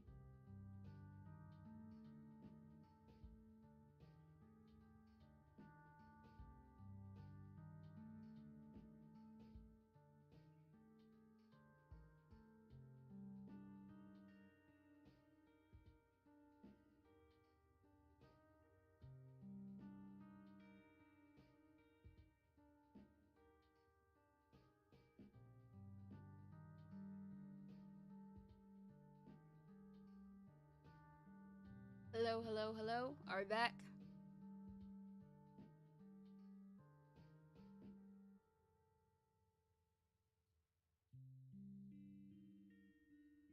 Hello, hello. Okay.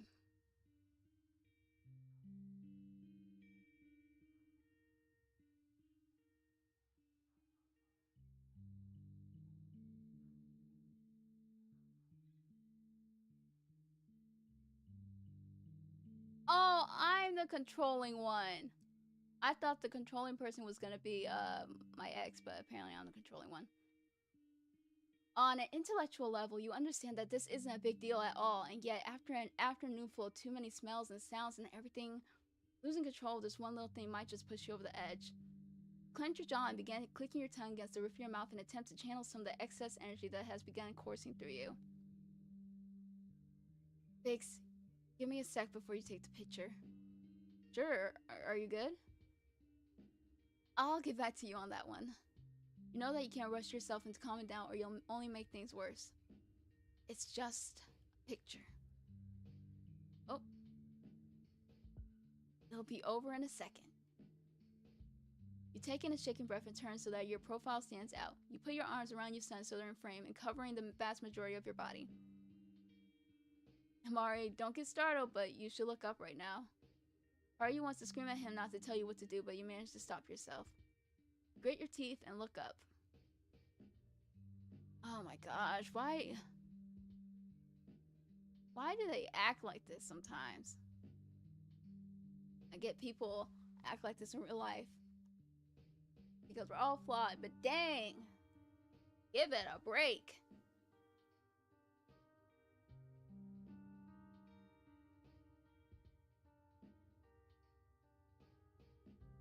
Polar bear is still hovering in the water, separated from your sons by inches of plexiglass.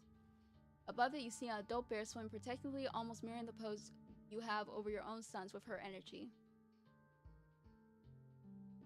Yes, I got the picture.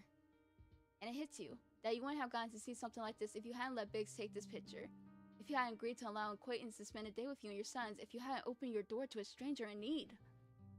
You stand up, bidding farewell to the mother bear and her cub who swim away at a relaxed pace. You take your sons by their hands and walk over to Biggs. Are you sure you're good? You seem a little tense. Well, kind of. I guess it's hard for me to change my plans, even when it's something small. I mean, I guess that makes sense. It's cool that you managed to let go a little. The picture turned out really beautiful. Thanks for that. I really mean it. And please send that to me so I can send it to my mother. Of course. I'll send it right now. Your phone buzzes with an incoming message containing the picture. Before you open it, though, an idea occurs to you. Biggs, can I ask you something strange? Go for it. Would you say you make a good wingman? Of course, Biggs would make a good wingman. You don't even have to ask. Friends like him are one in a million. You've only known him for a few days, but feel like you've been friends with him all your life. He laughs before he responds. It's contagious, so you laugh too. Depends. I don't think the zoo would be the ideal place to look for a partner. Aha. Biggs hefts Jalil up on his back, and Jabari curls his small hand around your own. I didn't think in a million years you would befriend someone like Biggs. He's someone you can depend on that is also fantastic with your kids. It would be a crime if you didn't treat him to drinks later at your favorite club, a spot that you know he loved. You're vibrating at the thought. I've got a certain bar in mind. It's important to you that your friendship with Biggs doesn't revolve completely around your kids. It's fine, you can do this. You can ask your friends to hang out. You can be normal. You don't have to plan out everything in your head before it happens. You can go to the bar and let Biggs do his thing, and you do your thing, and you both will still be good friends at the end of the night. Of course, just say when and where. A friend that will follow you to ends of the earth. That's Biggs, and you will not smother him and ruin this friendship. This you promise. I don't want to continue right now. But here's the picture. I think this counts as a good ending. I don't know if this is necessarily a romantic interest in general.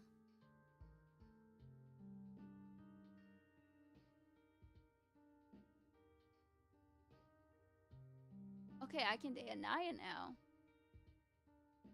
Okay, so this is the good route. I got a good ending! Not right now. Not right now. We're leaving.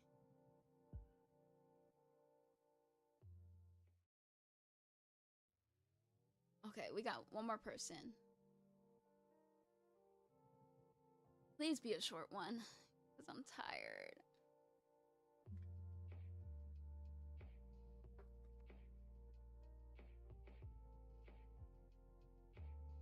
Maybe the good endings are just longer. I don't know.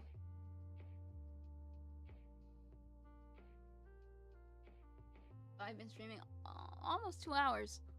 An hour and 40 minutes, so let's speed this up.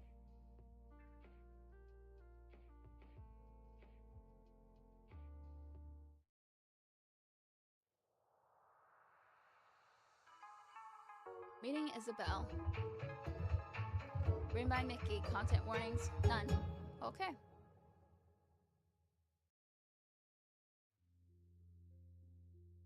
The lights are low. The soundtrack is set.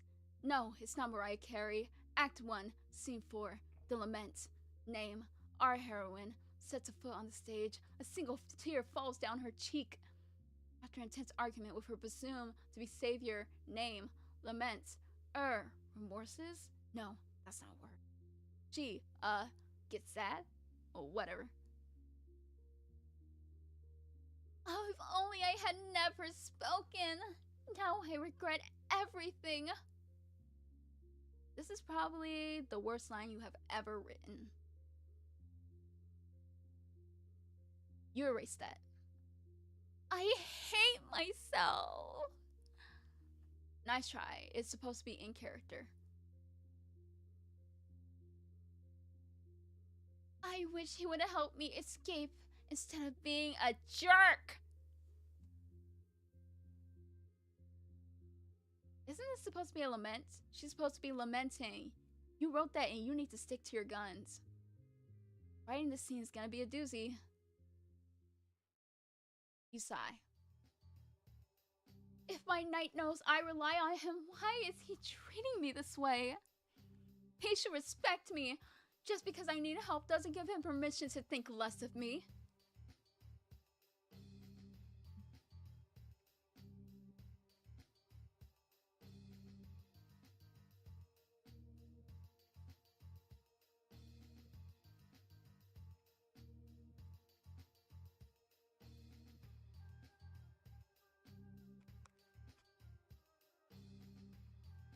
I was already paranoid before, but now I'm way paranoid about this sound. Hold on a minute.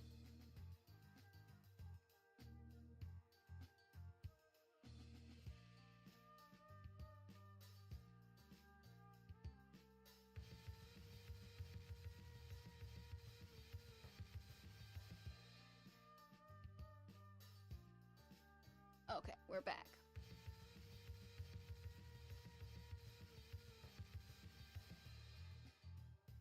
I'm a person too. I have my own aspirations too. Just because I, line? What? Line? You are the worst writer on the planet. The world you built sucks. Your love interest sucks. The side characters are practically caricatures. Jesus, are you trying to get canceled online? Your lead looks like every other lead in a lineup of 1,000 leading girls. You can't even get your lead's voice right. Oh, this hurts. I'm trying to make an audio drama, and I've been writing, and yeah, lines aren't going how I want it to, and now I hate writing. Not really. I gotta finish this soon, but my gosh, I'm not happy with it right now. Maybe you're not as creative as you think you are. Well, that's just calling me out.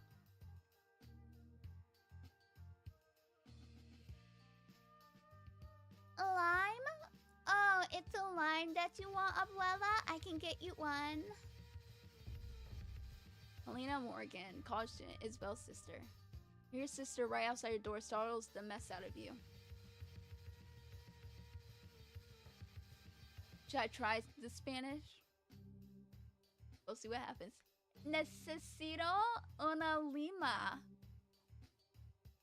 Lima? I need a lime? What do you think it meant? You slam your binder shut and examine the cover. You've had it for years and not an inch of progress has been made. You throw out potential stories each month because, well, they suck, to put it plainly. You figure that one day you'll find the perfect muse and everything will fall into place because that's how writing works. You've honed your craft in the world of fan fiction. You have so much fan fiction under your belt. Writing original work sucks. With fan fiction, you will work with already established characters, already established worlds. You don't need to explain anything because your readers already knew who everyone was. You had fun when you were a fanfic writer. You like to call yourself an OC fanfic writer, but you have to be honest with yourself. Your OC sucked.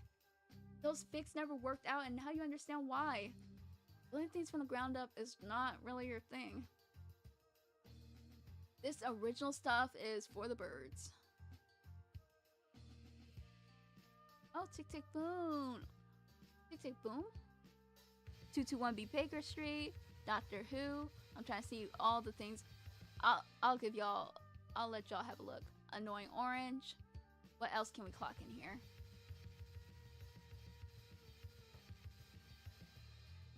House Cats? High School Musical. Wildcats, so I don't think that's it. Oh, there's High School Musical, though. I want it all.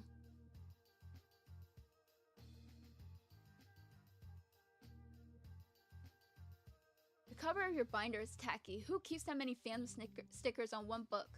Plus the recently scratched off stickers of Supernatural after the whole queer baiting debacle. 15 years and this is all you get? Bury your gaze? You can't support problematic media like that. Not after TJLC. You jump to your feet and forget about that stupid binder. It sounds like you're needed downstairs. As soon as you step foot outside your room, the chaos of the house envelops you. Everyone's getting ready to go, and you should too. In the kitchen, your sister, Helena, is getting her hands smacked while your youngest sister, Verenia, is laughing. Helena is a good cook when she wants to be, but Abuela knows best, as always. That's a head count of 3. Your dad comes downstairs with his briefcase half open, while you take it from him. Helena hands him a lunchbox. You organize what's inside to the best of your ability and then seal it shut. Properly this time. He takes it and gets moving. Gregory Ariel Morgan, bank clerk, Isabel's father. Have a great day, Dad! Next comes your mom, and she gives you, each of you in the kitchen, a kiss before letting out a tired sigh. Violetta Incarnation Morgan, receptionist, Isabel's mother. You hear all that? The music from Enrique's room? Don't you think he ever gets tired? And it's awesome music. Marina Abuela Isabel Soto Munez? Yikes. Domestic goddess Isabel's Abuela. That's what all the practice is for. Oh my gosh.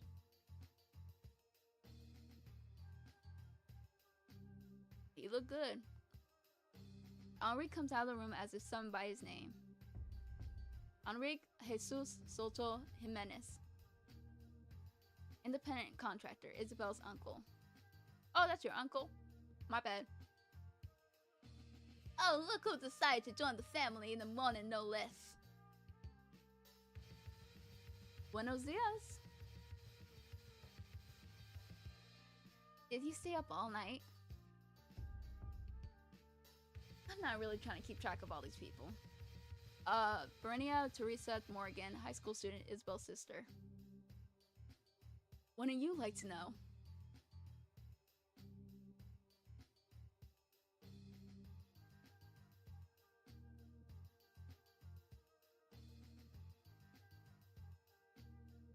Well, you can't. Well, we can't sleep with all that music blasting out at all hours. You need to turn it down.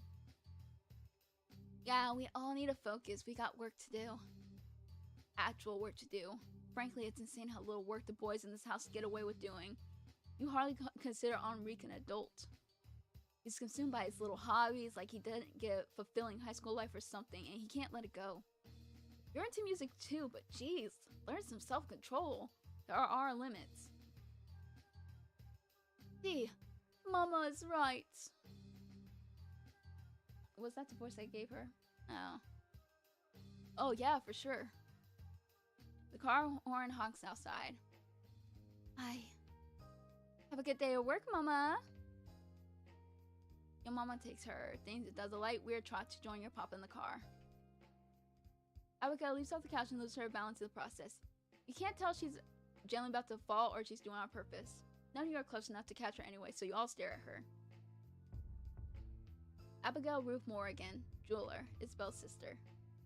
She regains her balance. I got it. No need to stare. I know I look like a whale. My ride is outside. Have a good day, baby. Be safe. Helena passed off her lunch and she's on her way. A beat of silence passes before Abuelita. A beat of silence passes before Abuelita has to say something. I can't believe she let that man get her pregnant. And they're not even married. No matter what I say, she'll never listen. Verinia, go check on your brother. Yes, ma'am. Oh, Christ. I'm gonna be late for class. Hey, do not use the Lord's name in vain. What is your problem? I won't say that anymore. I won't do it again. Oh, Grandma's voice. I won't do it again. These kids. You watch your abuela move fluidly around the kitchen. She knows where everything is because she put it there, and she knows how to use it all. You envy her. Envy really is one of your primary emotions, isn't it? You sigh. So you are just gonna stand there while your poor abuela does all the work? No, of course not. I didn't know what you were doing, Abuelita. The way these words are not mixing in my mouth right. You know I'm clueless in the kitchen. Yes, of course. No good in the kitchen, no good at Spanish. What kind of Chilean are you? Fine, join her at the counter. No, go on. Go have fun since you don't have any work to do here. Leah drops several things in the living room and makes the perfect opportunity for you to abscond. Mental. What's the matter, Helena? What's wrong? Helena's on the floor, picking up everything that fell out of her arms and shoved them into her bag. Oh, it's nothing. I got this stupid thing for cultural studies. It's like an icebreaker. I told them I'd bring a mock harvest crown to talk about the Grape Harvest Festival. And I can't find it! You haven't seen her crown, but you'll be darned if you don't help her find it. First, you check the usual places Helena happens to leave her things in the house. It's right behind you as you conduct your search. It's not your room, not in her, and not in Verenia's, not in the living room. Aha! You find it right beside the front door where she puts it to make sure she didn't forget it. You hand it to her and usher her out the door. Thanks, Isa. You're a lifesaver. Have a good day. Isa, can you help me find something? Yes, anything for you, little sister. Name your price. I have a thing for class. I'm supposed to present a thing about La Fiesta del Fuego, and I can't find my... La Fiesta del Fuego? Yeah, it's like a festival in Cuba, like a really... Shut up with the singing, Isabel! The way your grandma looks at you really does sting. She's always disappointed at you. Not like you have any accomplishments to change your mind about you. I just need a flash drive. I can't find the one I saved the project on. I last had it in the living room. Maybe it's in the cushions.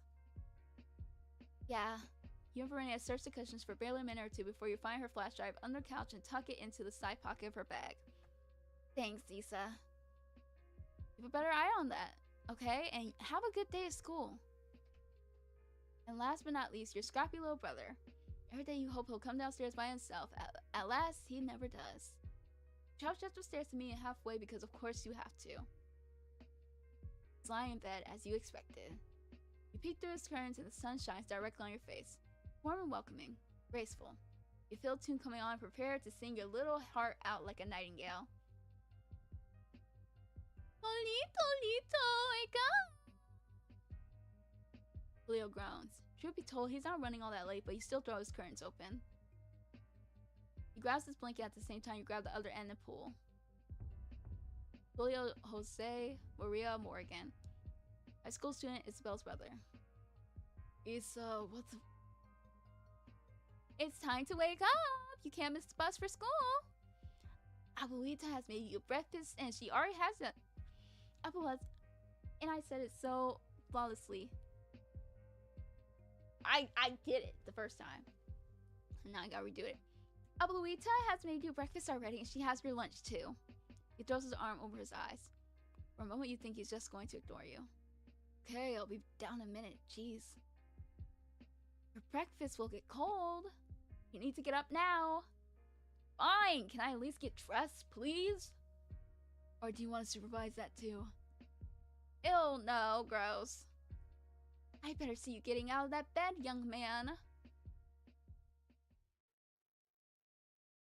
He sighs, but he does sit up and that gives you enough confidence to go back downstairs away in the living room. Flip through your phone in your binder, hopefully quietly enough that your grandmother won't have some stuff to say. You can confidently say there was nothing special inside your binder, even on the covers of your binders, really. But you know what they say, if it ain't broke, don't fix it. Besides, Abuelita would be pissed if you went to the store and didn't get anyone else anything because you were fussing with your binder and you didn't have time to.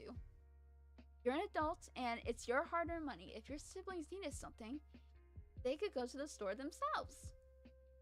Gosh forbid you use all of these excuses. It's best to avoid that can of eggs altogether. Don't you mean can of worms? Or was it worms? Yeah. Cake? At long last, Tulio comes lumbering down the stairs in a way that only teenage boys who play basketballs are known to do. That was a disaster. Let me reread that. At long last, Tulio comes lumbering down the stairs in a way that only teenage boys who play basketballs are known to do. You know he got ready, but the two of you have very different definitions of ready. Tulio Jose Maria, you are a mess. Make sure everything stays in your bag and your hair is all over the place. You're running late. You reach to help with his bag, and like you expected, he pulls his bag away from you. Okay, yeah, I get it. I was tired. He dodges again when you try to fix his hair. Why does he always have to make things so difficult? He's so obtuse. It's like he was built to get under your skin. If it hurts him so much to make himself presentable, he can at least let you fix him up a little. You can't let him embarrass the family. Not anymore that you do, anyway. If you didn't stay up all night and watch those streamers, you could get out of the house on time. Maybe I should set a limit on those devices you have. Please, Isabella, you're not my mother. You know that look on his face. It says, I dare you. You and I both know we'll get in trouble for it. Hey, watch your tone with me. I've never claimed to be your mother, but I am an adult and you are the child. And you'll respect me as long as you live in this house. I'm trying to help you, and like every day, you won't listen to me and you won't let me. He groans and doesn't grace your statement with an answer. Cute. He heads into the kitchen with his usual lazy, disinterested walk to your abuela. He daintily grasps his arms, ready to kiss his behind in a way that she never kissed behind for another soul on this planet.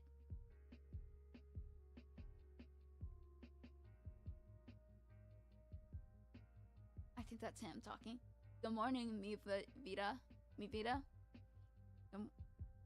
Oh, that's her talking. Good morning, my sweetheart. Did you sleep well? Abuela gives him a kiss on the cheek and gruffly wipes it off. It's the fastest he's ever moved all morning. Joel grabs his lunch, messes his hair, and heads towards the door. Oh, maybe that was him. Have a good day, Isa. You sharply inhale.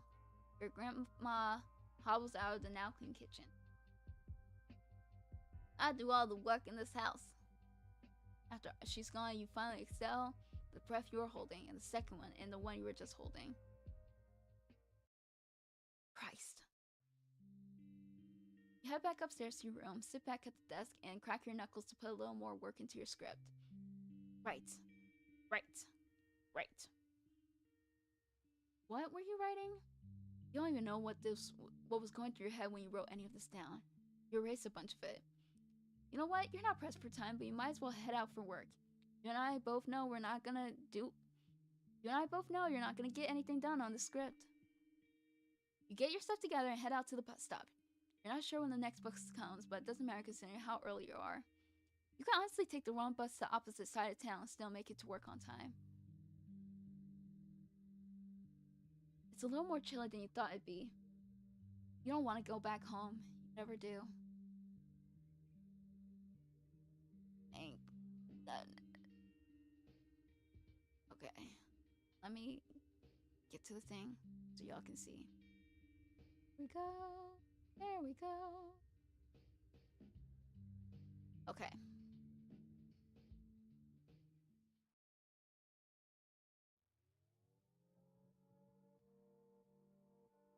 Date time. Ashley. Okay. Ashley Cullum. Professional gamer. She, her. 24.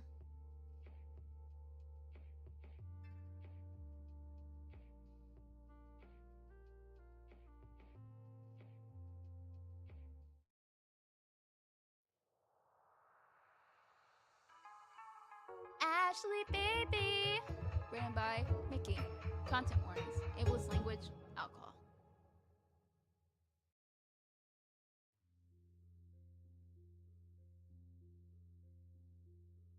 Cynthia. Jaden. Princess? Matilda? Unnamed main character sits in her bed, reading a book. She puts the book down. Why is she reading a book?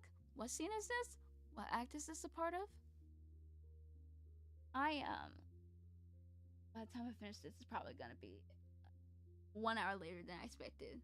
And, well, what can you do?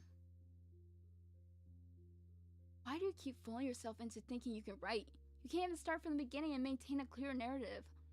What are her motivations? What are your motivations? Who is she? Who are you? What can fill this blank space of a character for your story? If you can't write a single character, how are you supposed to write a whole play? Isabel! You'll need to buy spices for the kitchen now. That wasn't her voice. How did I do it? Isabel, you need to buy... What was it? Oh, wait. Oh, I got it. Isabel, you need to buy spices for the kitchen now.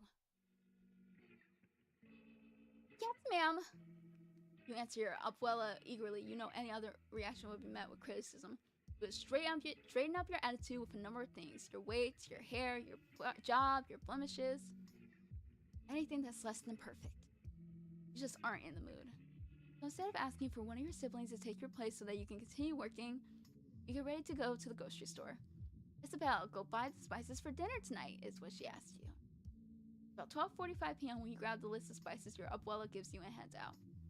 You're a little irked at being asked to go out, but there's nothing you can do about it. You can only hope to lighten your mood while you shop. And cheer yourself up while you shop at Buy's Market. Your Oh my gosh. Your abuelita would prefer if you went to La Verduleria, but you prefer to avoid having to humiliate yourself with your poor Spanish whenever possible. The chance of running into someone trying to talk to you there is nearly 100%. Make little songs for each of the spices. Probably makes them feel as warm and happy as you do.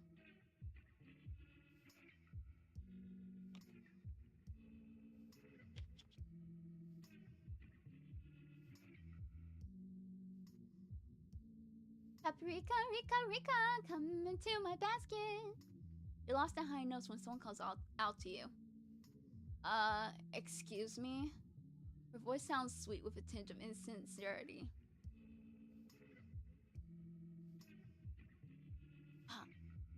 You need something. Sounds rude.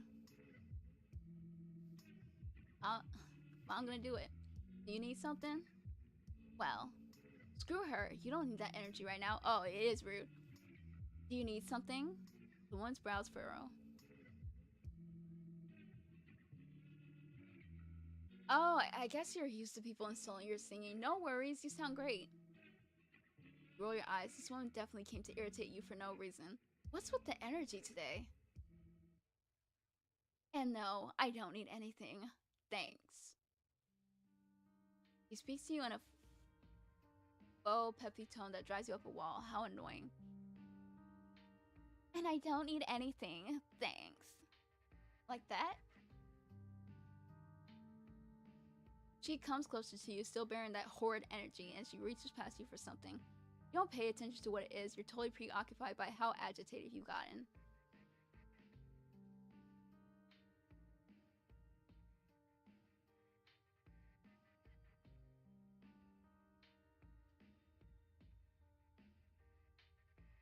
Hope I'm not in your way. Don't mind me. You're supposed to be bringing up your mood, not letting some prissy pink hair e-girl get under your skin. Now you need something else to pick up your mood, and you know just the thing. Some wine. Wine never hurts anybody, unless they are like driving drunk or something, which you would never do. A little wine would be nice though. Don't worry about it. I don't have the time to waste with a girl who's been dyeing her hair the same color since middle school. You turn on your heel and head straight for the register. You need to be quick if you don't want any questions about your trip to the liquor store. You gotta answer questions after you get this unbearable weight off your shoulders for an hour or two.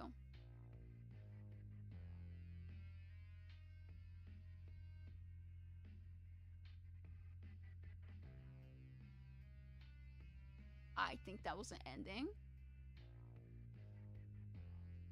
That was faster than I expected. Here's a screenshot for y'all. Yeah, that was... Did it end? Is that an ending? Oh, it is.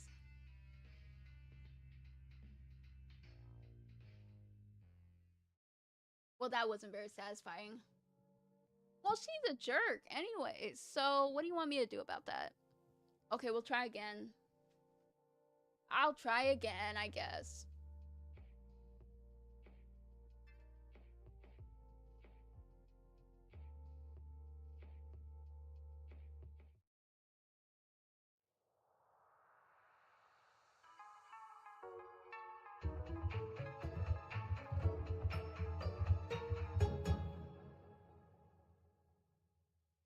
My eyes are alright on focusing.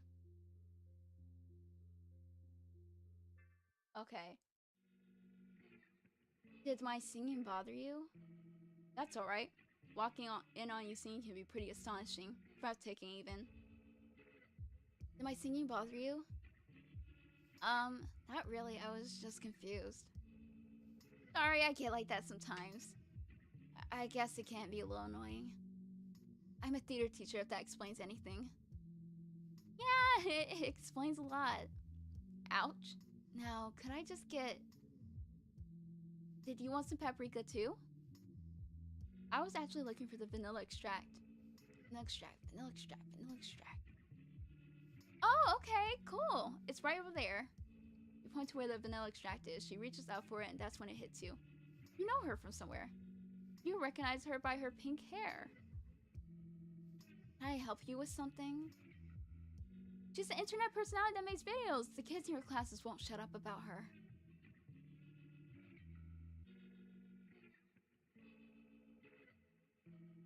Streamer.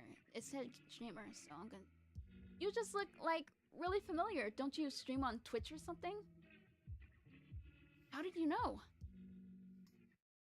Oh, my kids really like you. Well, not my kids, but the kids I teach. I saw them watching you when they were supposed to be rehearsing. Oh, let me introduce myself. I'm Isabel. Everyone calls me Issa. It's nice to meet you. I'm Ashley. It's nice to meet you too. Smiles at you and you smile back. She's always angry in her videos, so you thought she'd be angry in real life. Go to the other ending. I'll tell you. Seeing her now, though, she has a certain cuteness to her, a sheepish cuteness that's growing on you with each passing moment. She seems like a good person, at least from the first meeting, and could maybe even see her as being a more recurring figure in your life. Not that you mean anything untoward. Maybe. I'm sorry if I bothered you with my singing, though. I was hoping things would magically come for me if I just sang them my way. Smile falls into a frown, and you lose the happy-go-lucky tone in your voice. Oh, I'm sorry to hear that. What's the problem? You laugh nervously. What are you supposed to tell this cute girl you just met? I feel like my siblings don't value me. My abuela judges me constantly and makes me feel like I can't live for myself. Oh my gosh. My allergies are kicking me. Yeah, this robe. I said it yesterday, but I'm done. I'm not wearing this robe again. Give me a second. Whoa.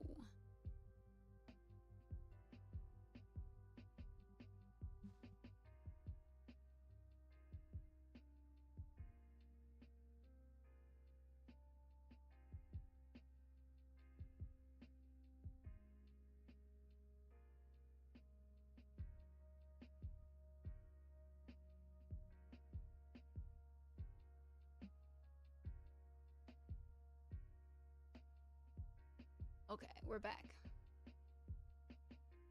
My abuela judges me constantly and makes me feel like I can't live for myself. I wish my family would respect me more at nearly 30 years old. 30 years. And what will you have accomplished?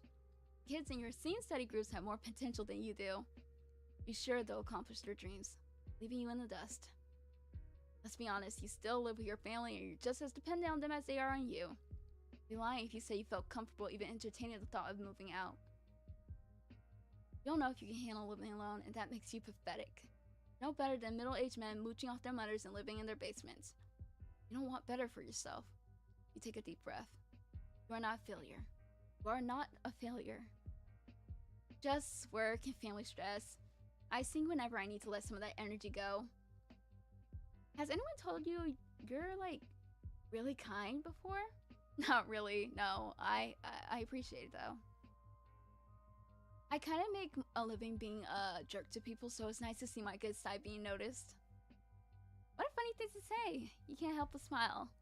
Well, I'm glad I could help. You did. Anyways, if I could just grab the vanilla extract. Yeah.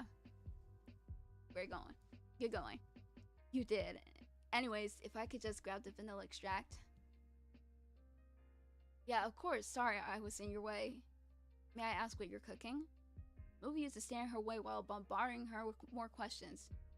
You really want to smack yourself on the forehead, but you don't need to give Ashley another reason to think you're a weirdo. I don't really know yet, to be honest. I'm just going to sleep for a few hours, stream, and figure out dinner after I sleep again. I just happened to remember I was out of vanilla extract. You bake a lot? A woman who can cook? Imagine, you, Isabel Morgan, with a woman who can cook. You need to give yourself a chance. I do, actually. It was probably pretty obvious for my basket, huh? A little, but that's a nice hobby. I don't really cook or bake on my own that much, so I admire that. Oh, thank you. Keep scoring points, Issa. Yeah, mostly my abuela takes care of those things. One says I should be a little more self-sufficient, but I have a lot going on. You're just kind of my life, you know? It's where my career is and where I made most of my friends. I get it. I feel the same about games. That's where I made most of my friends. I feel an odd sort of connection with this woman. Two are the same. Kindred spirits, if you will. I haven't felt this eager to make a connection with someone in a long time. It's been almost 10 years. That makes sense. Can I be weird for a second? Sure, go ahead. You seem like the kind of person that has a lot of friends. She has a personable energy about her. You suppose she has to have it, otherwise she'd have no platform to speak of. This type of person who draws people in. Really? Thank you. I can't say you're 100 right about that, though. I can't say you're 100% right about that, though. She gives you a big, beautiful smile and giggles a little awkwardly. From what you can tell, the sound surprised her more than it surprised you. No problem! I'm sure you'll get good friends in no time. Thanks. I'm sure someone like you would be a great friend. She's saying that last part in a suggestive tone. Maybe she isn't lying about not having a lot of friends. Maybe she doesn't have any friends at all. Yikes. That's kind of rude. It was nice chatting with you. I guess we should both get going, huh? I'll make the first move. Say, I know this is crazy, but do you want to get coffee or something? As friends, you just seem like a really cool person. I'd love to talk to you more. Friendships come first in any relationship. You can never go wrong with being friends with your partner. Here, I'll give you my number if you take your phone out. Just text me and I'll reply sometime after my stream. You take out your phone and unlock it. Score! You're blushing as Ashley inserts her contact details into your phone. You don't think you've ever tried to become friends with a professional gamer before. Or crushed on one like this before. Okay, cool, I'll text you later. You can't help but sing a little bit. Once you and Ashley part ways, you get back to shopping. Get spices, Abuela told you, but the list she gave you is more than spices. If she has the gall to ask you what took you so long, then this will be your excuse. You just need to grab a few more things. Waited a few hours before you texted Ashley. No? You didn't just stare at her contacting your phone until you felt like it wouldn't be awkward to message her. No, you're not obsessing over how she added some emojis next to her name in your contact book. You texted her a few hours ago and she still has yet to answer. You know she's not ignoring you, she's just been in the middle of a stream for a few hours. Checked. Past time, you've been doing a few miscellaneous activities. Cleaning, writing your script, checking on your siblings, seeing if your parents need anything. Abuela knows you're waiting for something. She keeps eyeballing you each time you pass her. You dread the moment she actually asks. Your phone chimes and vibrates in your hand. Finally. Hi.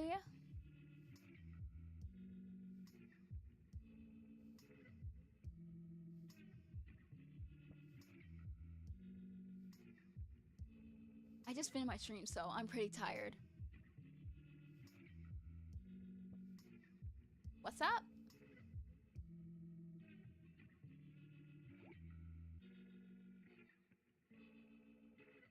Can this go faster? Good, just finished up working on some stuff for the kids today, so that was fun.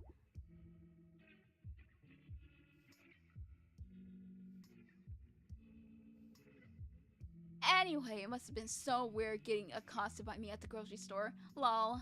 Thanks for letting me talk your ear off. Getting.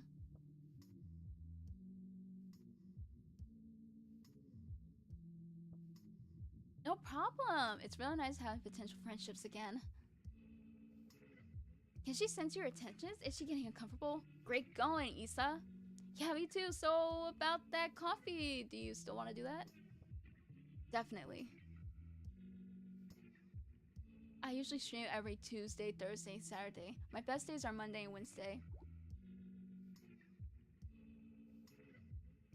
Oh, yay! Monday works for me too. It's a long weekend.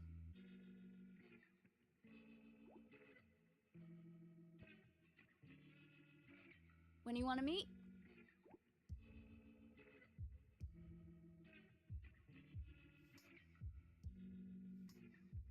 Dang, hurry up. How about 12? I know this is super duper cute How about 12? I know this super duper cute cafe near the grocery store. It's called Angel Bakery and Cafe. Have you been? Yeah, they have good pastries. I'm down to go there. Okie dokie. Your hands feel dry. You took the bus to the cafe, which is normally pretty swell, but today it felt extra dirty. People were coughing without covering their mouths, or doing it with their hands, and there was snot-nosed little kids running up and down the aisle. White people. And now your hand's all dry. You're running low on hand lotion in your bag, but you have enough to moisturize your hands in the aftermath of all the hand sanitizer you put on. Ashley is a few minutes late, but it's fine. That just gives you time to hype yourself back up after fighting all that bacteria and bad energy on the bus. It's not long before you see Ashley come out of an Uber nearby and make her way to you. Hey, sorry to keep you waiting. My Uber was taking way too long. Her smile makes your heart speed up a little. Maybe you can work this out. You smile at her and wave. You hope she doesn't actually take it as her leaving you speechless. No problem. Come, have a seat once you've ordered something, yeah? You find yourself singing again at the word have. That frees up some of your tension. You get some funny looks, but it doesn't really matter to you. Ashley sits at the table after placing her order. So, why me? What? What do you mean? You have no idea what she's asking you. Has she figured out you have a crush on her? Is she asking why you want to be her friend? Your head's spinning. I mean, why would you hang out with me? You mentioned you spend a lot of time with theater people, and I'm not really that type of person. Why ask me out to coffee? Because I think you're cute, babes. Because I think you're cute. I mean, there's no harm in being honest and forward, right? You did just meet her a short time ago. But you might as well shoot your shot. You just have this really cool demeanor. I find your energy attractive. I think your hair color is to die for. Oh, that's not what we thought in that last ending. I never seen an ending happen so fast. You really picked. Uh-oh. Why does she look shocked? Did you say something wrong? Hey, sorry if this is... Oh, no, this is... It's okay, it's fine. I'm so sorry if I made you uncomfortable. No, I don't swing that way. I don't like girls, women. Oh my gosh. You got so far ahead of yourself that you might as well try out for the next 100-meter dash in the Olympics. You blow any competition you have out of the water. It's dead silent. You back out on every conversation topic you pull out of your behind. Maybe it would be better to let Ashley spark up a conversation. That is, if she still wants to talk to you after you embarrassed yourself. Glances up at you and you look away as fast as you can. You hope she doesn't take that as you staring at her. What if she thinks you're staring at her and finds it creepy? She already rejected you on the basis of sexuality, yet here you are acting like some creepy guy. Oh gosh, what if she thinks you're like that nice guy stalker in the Netflix series? Stupid, stupid, stupid. Your anxiety is off the charts. Your failed attempt at hitting on Ashley plays in your head over and over again. It makes you lightheaded and sick to your stomach. You want to cry. Your hands are shaking your lap. Gosh, please don't cry. Hey, are you okay? I want to make sure y'all heard that. Hey, are you okay? Yeah. Deep breaths, Issa. It's not as bad as you think. Deep breaths. Yeah, no, I'm totally okay. No, I'm alright. There's this sickness going around my house, and well, my brother had it. Sickness in your throat is unbearable. You stand up and your back is stuck on your chair. Frantically, you struggle to remove it. Yeah, it's pretty typical stuff. Cough, fever. I thought it wanted me to actually cough. Your hands are, like, shaking. Ashley reaches over to your side of the table to grab your bag. You can practically feel the concern spilling out of her. She probably thinks you're crazy. That too, I think I'm feeling the symptoms now. Thank you for... I gotta go back. Thank you for my bag. Really, you don't have to say that. It's fine. I know you're not sick. It's okay. I think it would be best if I went home to rest up, you know? I didn't mean to reject you or anything. It's just... It doesn't help that everyone on my bus ride over was sick too. Can you just listen for 1 second? Oh, you freeze in your tracks. Now she's yelling at you. This is awful, awful. You can't believe you made Ashley feel this way. She probably feels anxious, out of place, and thinks you're weird. You're so weird. Why would you say she's cute like that out of nowhere? You of all people should know that she wouldn't like you that way. Maybe she's not even straight. Maybe she lied to save your feelings. I do really like you. As a friend, I think we can be super good friends, Issa. Or maybe you're just projecting because that's what your anxiety does to you. Take some deep calming breaths, but not without shedding a few tears. Crying a little is good for you anyway. Release stress and tension. Sit back down in your chair. Really? Yeah, totally. Self-sabotage might as well be your middle name. You let your shoulders slump and force your jaw to unclench. Everything feels like the end of the world right now. A barista comes over and places Ashley's drink on your table. She must have missed her name in the midst of the commotion you were causing. Everything okay here? Stop. You sniffle and nod. Yep, we're fine. They nod and go back to behind the counter. Gosh, Ashley, I'm so sorry. It's cool, I'm sorry. No, I'm sorry. It's just that this whole thing, I mean, relationships, sexuality is hard, especially with my family is so very hard. Oh, I totally get it. So when you came out with me and you're nice, so nice to me, I got all these wild ideas, I guess. I understand. That kind of stuff can be really, really hard. Or so I've heard. At least you're still trying. You put yourself out there. That takes some courage.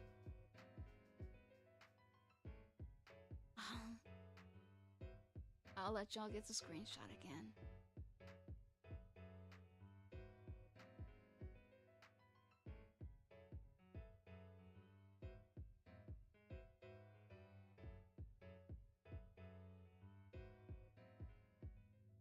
How do I keep getting these endings? Thank you. And I really don't care, Issa, that you said I was cute.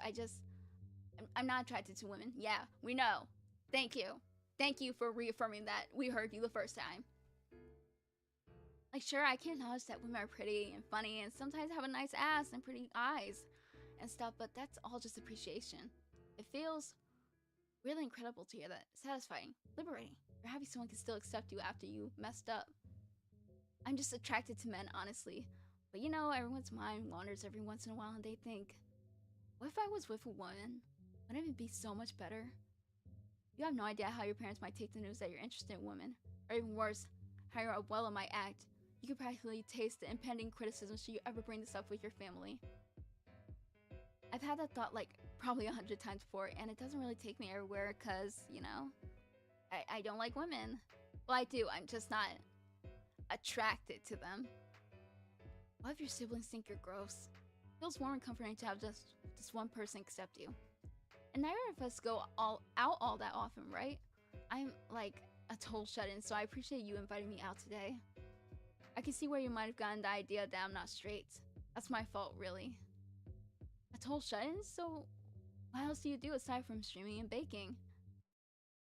Usually I, have more friends to hang out with, but they all sided with my terrible ex-boyfriend. What? Hold on.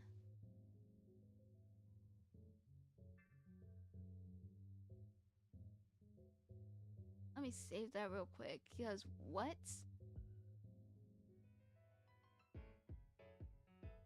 Let me...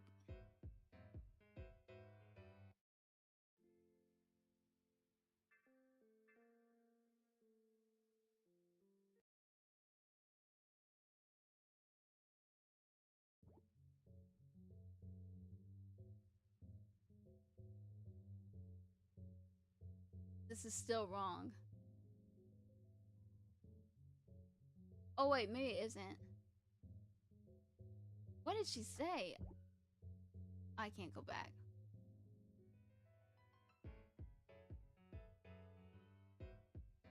I'll just do the second options.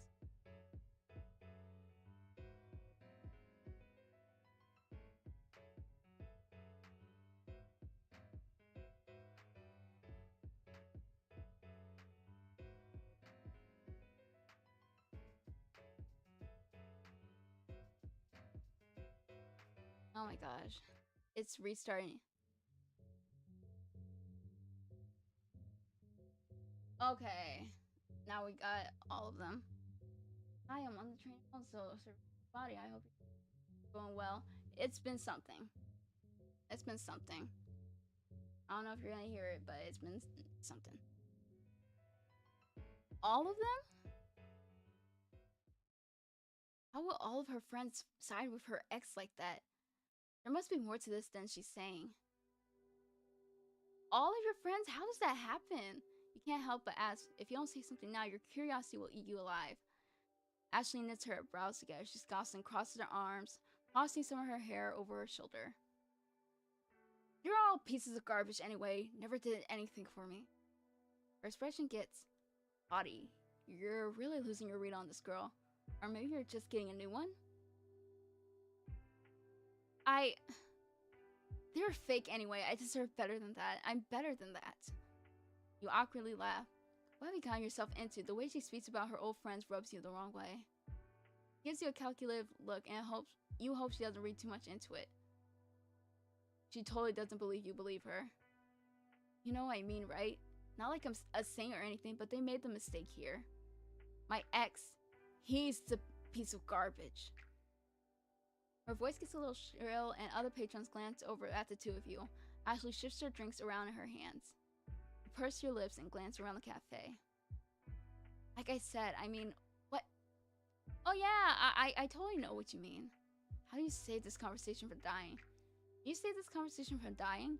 The vibe you're getting is iffy, and she can sense it. You haven't meant to pry, but dang.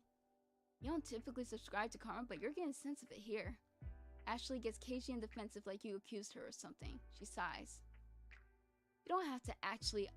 I have, She grabs her bag and stands.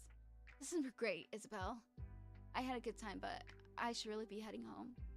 I've got to prep for a charity stream. Yes, of course. There's no salvaging this. Oops. I had a good time too. Thanks for entertaining me. I'm leaving too. My family is waiting. Ashley's already making her exit as you're talking to her. Doesn't even turn back to see you wave. Shouldn't have asked about her ex-friends, but you suppose it's that nosy big sister Jean of yours. You thought you could be great friends with her, but that just isn't in the stars. Grab your things and make your way back home. There's no way you're ever taking the bus again. You dodged a bullet. Or maybe you're just judgmental. There's totally a possibility she was just being completely honest about her friends siding with her terrible ex. Nah, you laugh to yourself a bit. It's like totally bogus. Besides, you have a sense for things like this. You're always right about them too. Suppose you can try again though. It's kind of hard to blow her off for her past mistakes. We're still continuing? Oh my gosh. Sky doesn't have a star to its name as our heroine stares up at it, looking for some sign of hope. She runs an emotionally exhausted hand through her hair, even though the way you word it makes it sound like her hand is emotionally exhausted, not she as an individual. She's recovering from an argument about something or another, perhaps her relationship with her fair love interest, probably a prince at this point. Who cares? Anyways, dialogue. So forget that guy. No, this is not working. 2 days after that fiasco, you're still dwelling on Ashley. She was so sweet to you about your big question mark sexuality, and you pushed her away with one question. Your curiosity will definitely be the end of you, Isabel Morgan. She deserves an apology, and you know it. You don't want to call her because she could be busy editing or streaming, so you shoot her a text.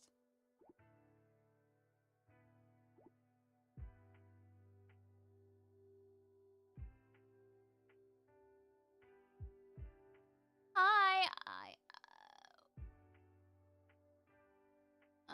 okay. Yeah, this game is broken.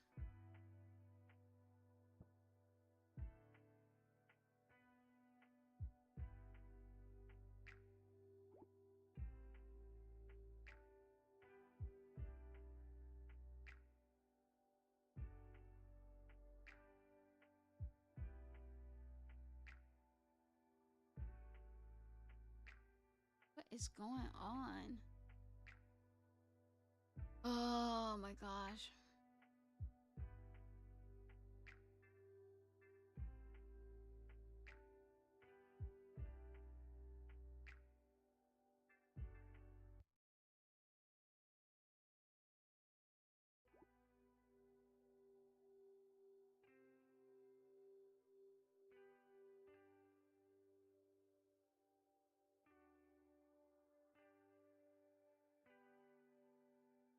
I'm just gonna read this text. even though this whole thing's broken.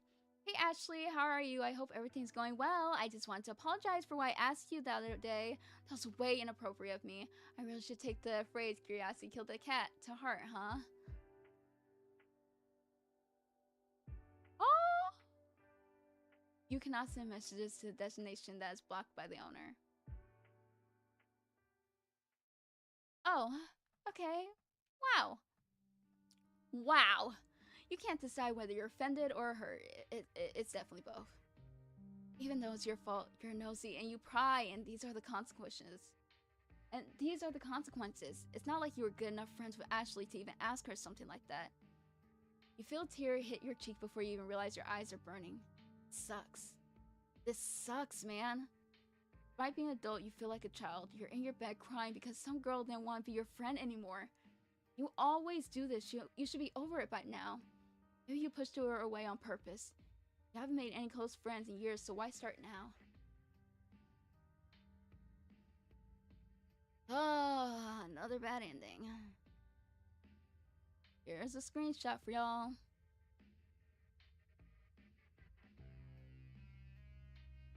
Okay.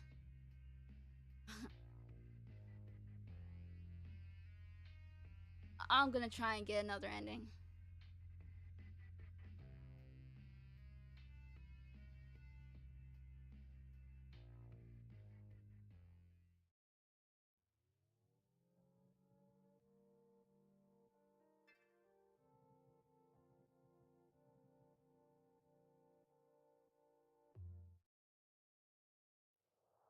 Oh my gosh.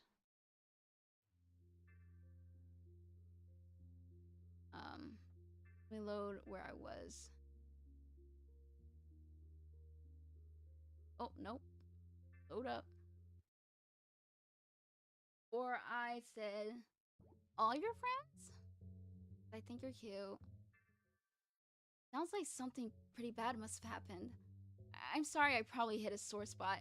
I swear I'm not usually like this. It's no biggie, really. Anyways, I've never been much of a baker or a cook, really. My one big talent has always been singing. You mentioned you're a theater teacher, right? How long have you been doing that for? A few years. I work at theater camps and perform at this one theater. It's called the Bellicasius? The Bird Place? Yeah! I'll have to check you out sometime. When do you usually perform? I perform on weekends. Not to toot my own horn, but I'm pretty fun. I'm sure you have a good time. You're confident. Well, it wouldn't be the first time your boisterous self-confidence has turned people off. Maybe you should cool it. Is that a bad thing? Nah, I'm pretty confident in myself. You know about what I do, right? I just know you stream games. I assumed it was a side hustle or something. I wish I had energy for something other than theater, to be honest. I'm a professional gamer. I know how it sounds, but I'm pretty good at my job. I see. That's amazing. I suck at video games, so I can't imagine it. You must be really popular, huh? The melancholy rolls off your tongue before you catch yourself. You don't mean to sound sad about her success, you just, Are you okay? You're getting the feeling that Ash is more empathetic than she lets on. Ash? Does anybody call her that? Does she let you call her that? Yeah, I'm fine. Sorry about that. It's just personal stuff. Not you at all. You've been great. Fine. She seems hesitant. Do you want to talk about it? It just kind of feels like I've given up. I had dreams of being on Broadway, and now I'm here. You have your arm meekly. How out of character for you, Isabel?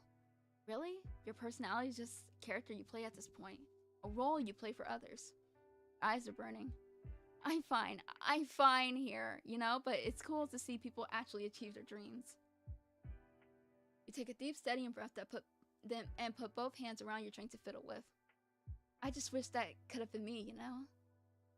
I'm sure you can too. They say it's never too late, but what you're doing now isn't bad on its own either.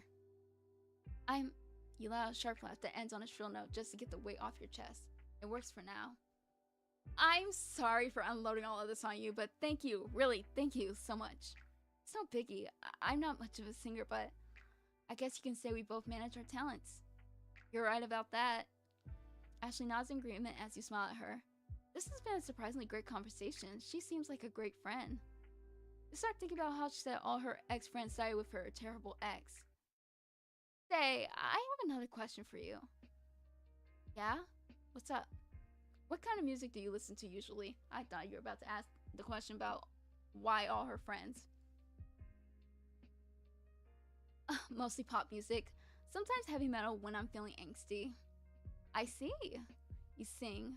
I'm sure it's obvious, but I mostly listen to show tunes. There's something about them that's so charming. So, why do you like to sing so much? Oh, I think it's just how I am. I've been singing ever since I was a kid. My dad has always sung with me too, so I guess I just picked it up from him. I sang in church, then I got to be in plays and musicals, and now here we are. There's a little rundown of my singing life.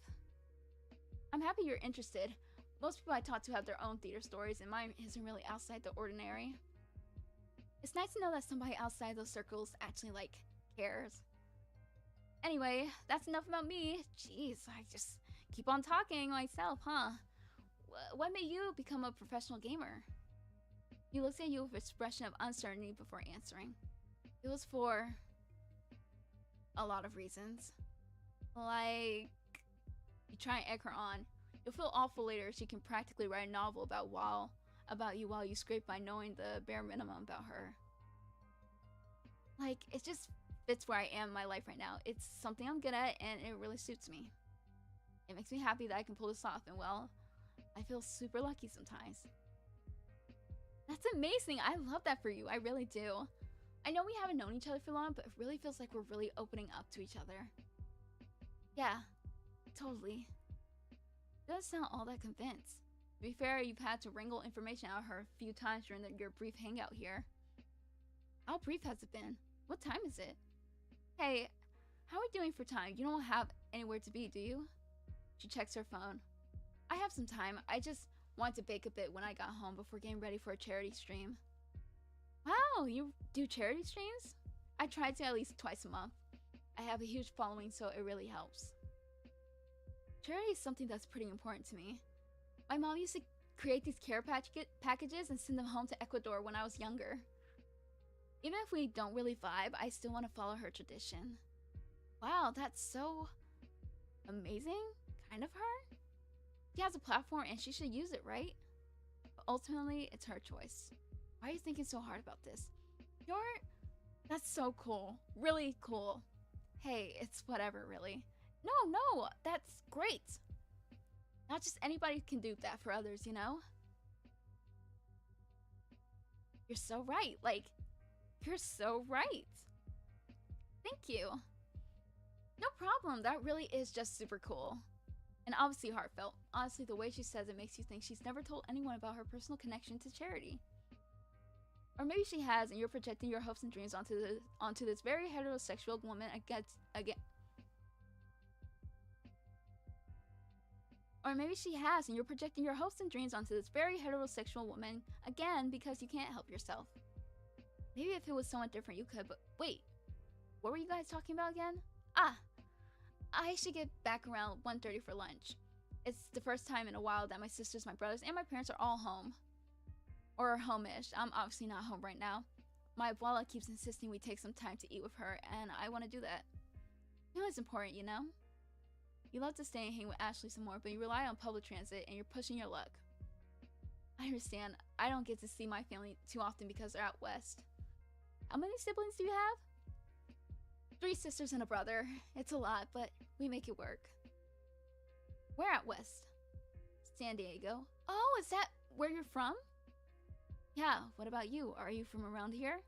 Yeah! Never really got a chance to leave, but I'm happy with that. I'm satisfied. Acting may be your strong suit, but lying sure isn't. Yep, that's the most awkward thing you said today. It's like you have a reflective sticker on your forehead that says dunce. Please, don't ask. Please don't ask, please don't ask, please don't ask. Okay. Okay. That's great to hear. Do you have to leave? You look a little anxious. Yeah, I do. It was great talking to you, though. Thanks for coming out with me. Can we meet up again? Yeah, totally. You can text me whenever you want, anytime. Are you sure about that? Not to brag, but I can be quite distracting over text. Is that so? Well, I always have a lot to say. Some people think it's too much, but I like it. That's totally fine. I just send a lot of memes and emojis. I'm not too hip with meme culture, but I'll do my best to understand them. Wow, you really do sound like a teacher. I'm taking that as a compliment. Smiles at you and you give one right back. Anyways, I'll see you around, right? Yeah, I'll see you around, Issa. You and Ashley stand up and awkwardly stare at one another. Something is missing. Ashley has no idea what it is. By which you mean a hug. You hold your arms out to her and she kind of just like stiffly stands there. Oh, do you... Ashley stares at you for a long moment before moving to return the brace. Awkward? Not in particular, seems more scared to touch you more than anything. You can't begin to guess how long it's been since she hugged someone. Genuinely hugged someone, because weak little one-arm hugs don't count as real hugs. She did mention earlier that she lost all of her friends. You're gonna be her new friend, a better friend. Not if you pull away for what feels like forever. You need this. Maybe the both of you do. It feels good.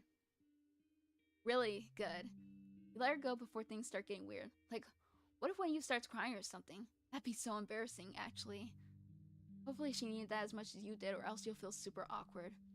Before you forget, you send Ashley a flyer to your next performance. You hope to see her there. The thought is kind of exciting. Sure, it's not the relationship you thought it could be, but having new friends is refreshing. Things have a way of panning out so that you learn most from them, right? Is that how all of this works? Not having a girlfriend isn't the end of the world, or a boyfriend for that matter. You don't need to be in such a rush to settle down when what you want is to experiment. You got your entire life ahead of you. You can't be a failure yet.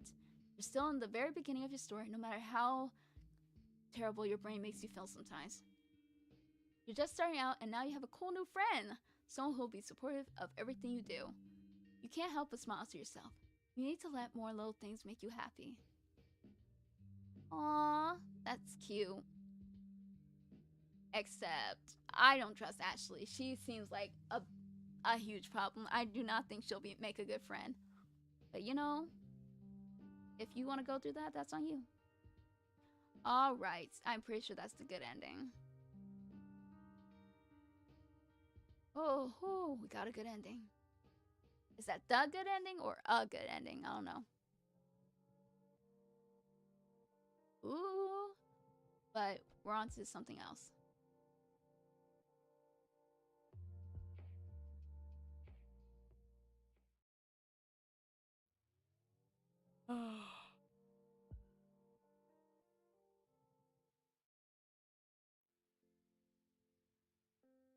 CG gallery. Okay. Let me look at this. Let me see my endings.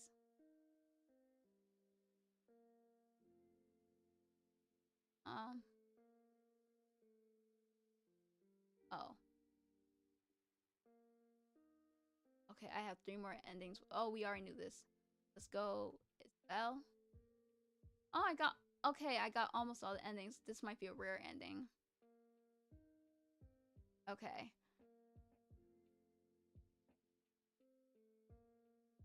Oh, it's the wrong one. Amari and Biggs. Okay, so I'm guessing these are bad endings. I think I did pretty good.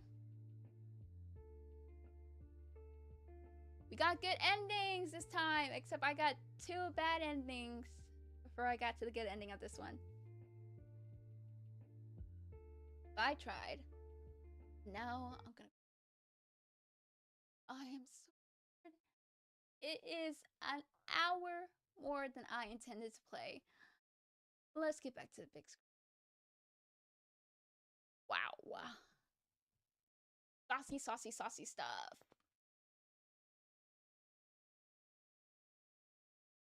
Anyways, what had happened earlier is my mic cut out.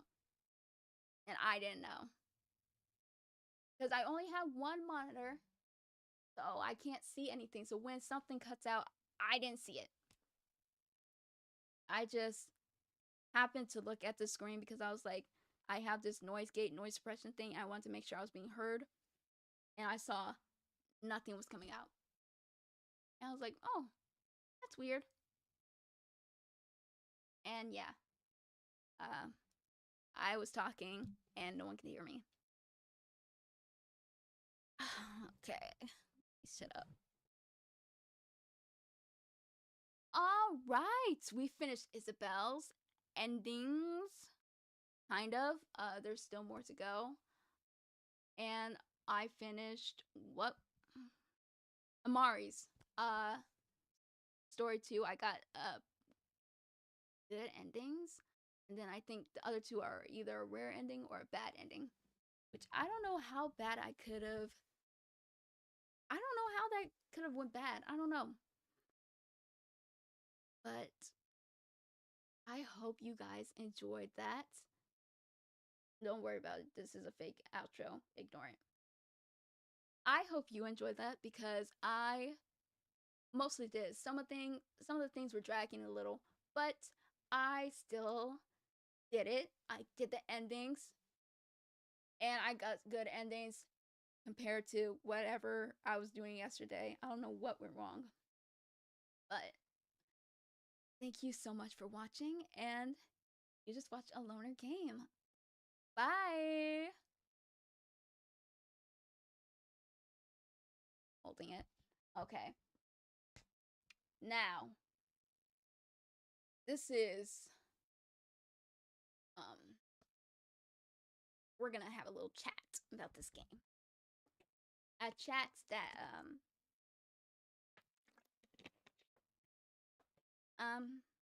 yeah. We're gonna have a little chat. And I have notes.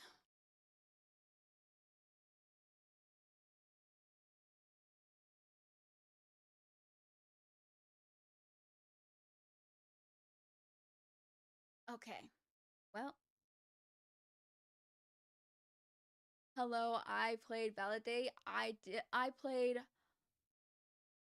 4. Let me start over. Hi, I played Validate and I played all 4 playable characters. I didn't finish all their dates. I only did the first character that they offered me. And this is my review thus far.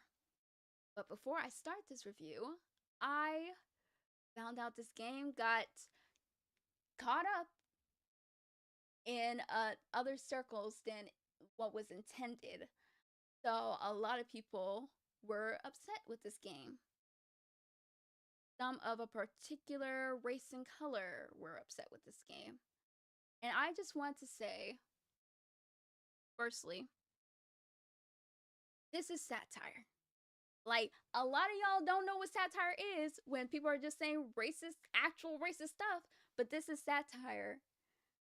The Malik's character, which is the one that's getting a lot of hate, that is Dr. Umar ideology. Like, those are people who follow Dr. Umar, him and his ideologies and what he says. He is not meant to be a good person. We are not raising him up. His conspiracy against the white man. Guess what? It's based off of Dr. Umar, and I get that y'all aren't a part of this black culture, so you don't know who this man is. Probably some of y'all do, but I feel like a lot of you don't. So yeah, if you get offended by that,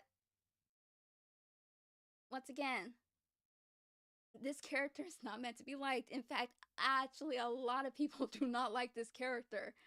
So yeah, I just don't get what's confusing about that. Oh, and another reason why people were mad is because on the Kickstarter, apparently the devs said, fine, we'll add a white person, fine. And they gave us Keaton, which, y'all, this is a parody because, once again, satire. Everything is satire. We're making fun of things that happen to us as Black people, as POCs. Games are developed, and guess what? They're like, what should we do? Let's just toss in a Black person in there. Let's spice it up. But a lot of dating simulators, they consist of a lot of white people. You're lucky if you get one Black person. I want you to genuinely think to yourself, how many dating simulators do I have where the amount of white people has been less than the amount of POCs? So that's why people are happy with this game when people are actually showing up and doing this stuff, because we do not have that many options when it comes to being able to date other races besides white. And unless they give us, maybe one Black person. Hold on, let me focus. Maybe one Black person, or sometimes they'll do East Asian person. That's it. And a lot of times it's not really good representation either. They usually are like one-dimensional characters, like no thought was put into that character. So even odoms, like, you'll see a white person there in odoms. And I'm not gonna act like I'm surprised. Like, that is why this game is so important to us to have. That's why we want it so much. That's why a bunch of these cultural references are important to us, because Black people are in dating simulators sometimes. That's sometimes, if they're feeling spicy. Imagine all these other races and ethnicities that are never seen in games. Like, this is exciting to be able to see this and be like, oh, I get to date someone like myself. I get to be someone like myself. Instead of seeing, what is it called? Like an end frame where it's a white person and then a white hand out, like at the end. You know how they do? Where they're like, your hand is held out, reaching to the other person, and you're like, I'm playing this game. But guess what? That hand looks a little pale compared to mine. And I guess if you had a representation your whole life, you don't know what it's like to be without representation. But seeing that kind of sucks. Even when you get to choose your own skin color sometimes, it's like they give you like dark brown and tan. That's it.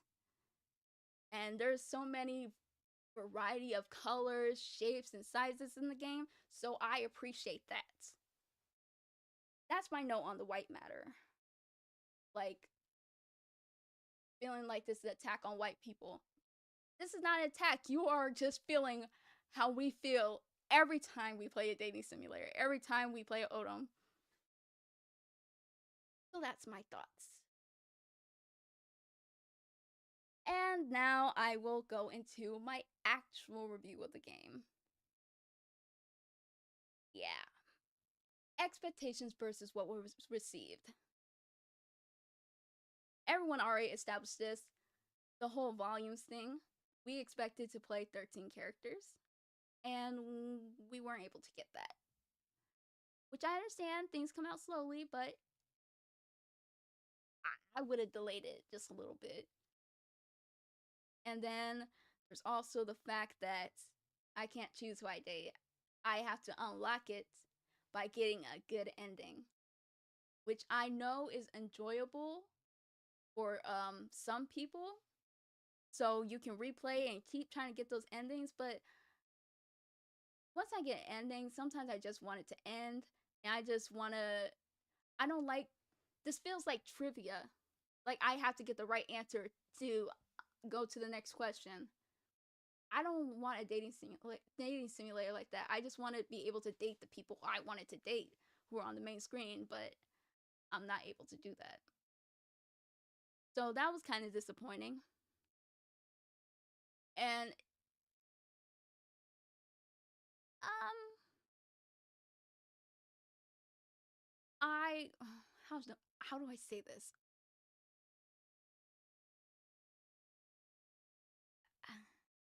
I expected a little more of a story. Like, we meet all these characters and then we choose who to date along. Who we choose to date as we meet all the characters, like in random settings. And we just get our playable character, we get that. And then I try to look at the people we can date and only date one person. I'm still on that. Yeah, I don't love that.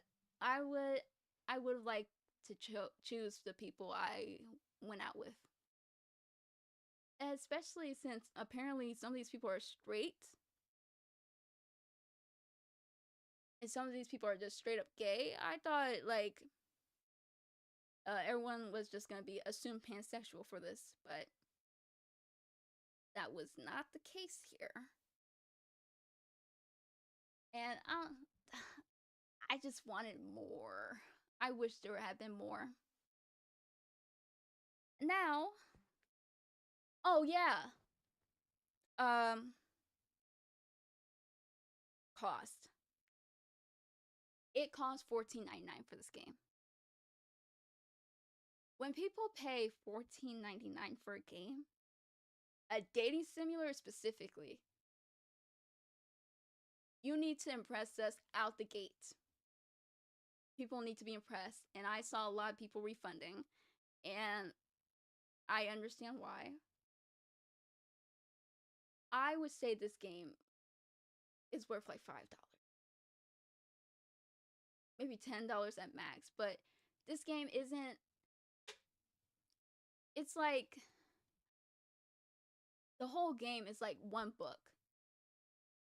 Like, you see different dating simulators and it's like multiple books, but right now it feels like I'm just reading one book and that's it, instead of like a series of books. So when people think of, oh, what should a book cost, I don't know, $5. um yeah, when people see, oh, this book costs $14.99, they're like, what? $14.99 for a book? Yeah, this better be impressive. You don't see $14.99 books unless they're like popular. Like, so when people saw that, they were not impressed. And honestly, I'm just here to support Black devs, so I pay the money, but also I know like the general price range.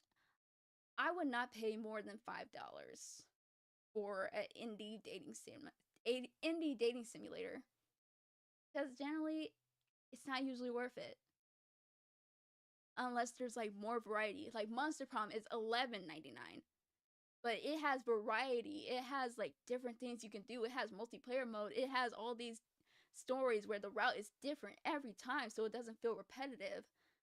And yeah, one doesn't really have it. Like, unless you're Baldur's Gate, but even then, Baldur's Gate isn't really a dating simulator. It has romantic elements, but you have so much more. That's why people are willing to pay so much money for it. And plus all the voice acting, all that stuff. But yeah, yeah, the cost could have been cheaper. Now, the other thing is, yeah, if $14.99 needs more content for that price, yeah. And especially when it's not finished, people are gonna be disappointed when they're paying $14.99 for a game and apparently not all the volumes are out. That's not great. And I'm gonna be honest, I don't think another volume is gonna come out. I have I follow the Validate Tumblr and I've heard nothing. It's been radio silence. So I just feel like that's not coming out. sorry to disappoint anybody who's like following the game. If it does, I'll take back my words and say I apologize, but like I haven't heard any updates or anything. I don't even know if I've seen the dev in a minute, but I don't really follow the dev. I don't know who they are. I followed them on Twitter, but then I deleted Twitter, so I don't know who they are anymore. And replayability. These scenes were long. They were long, especially when you're voice acting it. I don't want to replay it a bunch of times to get that good ending. So once again, it's the trivia thing. I don't want the right answer. I want to do what I want to do. I want to date these people. I don't want to get a right answer to try and go forward. That's not the type of game I was interested in. And I don't know if they advertised that they were going to do that. If they did, that's my bad for not reading it. But I just wish we could have just once again chosen we wanted to date instead of like unlocking routes as we go on. That's just not my thing. And niche audience. The audience is niche already because it has to be, it's black people. I'm gonna be honest, it's mostly black people and some POC who like dating simulators and visual novels. But then it became even more niche when you added the Tumblr-esque elements. So they had to be black or POC, had to have been on Tumblr. They didn't have to, but a lot of the humor is based off of Tumblr. And if you weren't on Tumblr, you're not gonna enjoy this as much, I fear. And also, it feels like because I want a show of a good dating simulator is anyone can play, and it feels very targeted towards women. I don't know if that's offensive to say, but it really feels targeted to women. I don't like some guys might play it, but I haven't heard like guys enjoying this type of like game and dialogue. It feels very women, Tumblr, POC, black. And also, the reach for this game was everywhere, apparently. Like, I thought it was only in black circles, but the reach was everywhere. So when you have specific references, Dr. Umar, yeah. People were mad because they don't know what type of person he is. And I don't, even though the content warning was conspiracy theory, I don't think they got the fact that Dr. Umar is he is a parody of Dr. Umar. Malik is, or at least one of his disciples, students, whoever listens to whatever he says. So yeah, you have to be careful that I know you want to reach, you had to reach for a specific audience, but you went too niche. So I feel like some people were left behind when it came to the game. But that's just and then I have a whole section just because I had sections about all the things I'm going to talk about. I have a section on Malik. He should not have been the first character we saw because a lot of people want to do stuff in order. And you are setting up the vibe of the game. And a lot of black people were excited about this game, and you have a caricature of a black man for the first playable character. So that really sets the tone. That It really sets the tone. You should have.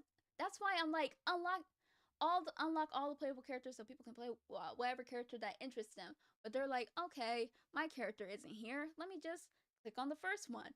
Oh, Malik. Oh, he has 2 baby mamas. Oh, he works at Popeyes. He is a SoundCloud rapper. Sorry, BoundCloud rapper. And he is a deadbeat father who flirts with a bunch of women. Who's also sexist / misogynistic. Like, that's not a great tone, especially when you have a black audience of women. They do not like that. That's not good. I laughed. I did, but if I had started with Malik instead of Anaya, I don't know if I would have been laughing as much. I was like, because I was like, okay, I get the vibe of this game. You're being very cultural. But also, some of the stuff just left a bad taste in my mouth because he's the only straight black cis man that we can play. Straight black cis man. And it's a negative stereotype and it's a caricature. So that's just not great. But it really isn't. And like, especially if black men wanted to play this game and they're like, oh, let me play this black man. Oh, he's one of those. I know we wanted to play into stereotypes and joke around a bit, but and we know the characters are supposed to be flawed. I know at least that the characters are supposed to be flawed. Some people are calling them insufferable, but I understand. Most people are insufferable because we're all flawed at the end of the day. But still, it didn't have to be like that. And also, if you were gonna do one that's a caricature, you could have gave us someone else who wasn't that we could play immediately. That's in volume 1 right now. So yeah. That's a recommendation. I would have flipped that order around a little bit. So people went to Malik last. So they got the vibes that we're poking fun at cultural things. And yeah, it was just such a tone shift. And I feel like a lot of people ran away from the game because of Malik starting out.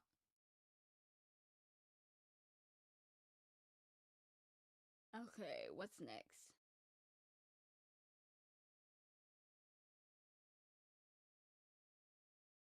Did I already talk about replayability? If I didn't, Monster Prom is a replayable game. I hate to compare it to Monster Prom because they're not really that diverse either. But well, I know some people are gonna be like, well, they're monsters. Cast, the people, it wasn't diverse. Come on now, don't do that.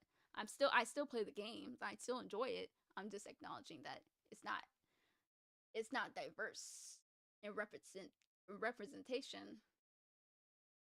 But it has a replayability factor that this one I don't want all those endings. It's just too much. My Especially if you want more people to stream this, it has a lot of dialogue, a lot of narration, and some of it is just not entertaining enough. I found myself a little bored during some of it. And I wish that really wasn't the case because I want to support a black game. I want to support black devs. I want to support anybody who's creating anything new and trying something out. But it wasn't my thing. I wish I had gotten more to make me want to continue playing it over and over again. But I'm probably not going to play it again, at least not for a while. My rating for this game is a 6 because it was funny. It was funny when the jokes landed. It was funny. I had fun, like trying to guess the right answer, but there's not enough choices. It feels like I'm just reading and I'm not really doing anything, which I guess there's like a couple things where I'm doing something and changing the ending, but it feels like none of my stuff matters. And it feels like I get like 3 choices and then that's the end of the game. While I just read a whole novel of stuff. So I give this whole thing, this whole game, a 6. I love seeing so many cultures. I love the art. It's just it's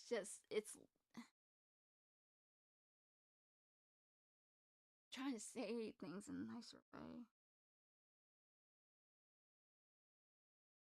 I give this a 6 because it is just it's not something I can recommend to people. It's not grasping me. The characters aren't something I can clutch onto and just write about forever, post about forever. It's just it was just a game. It's like uh it's like going to the movie theater and watching a movie and you're like, "Oh, well, I'm never watching that again."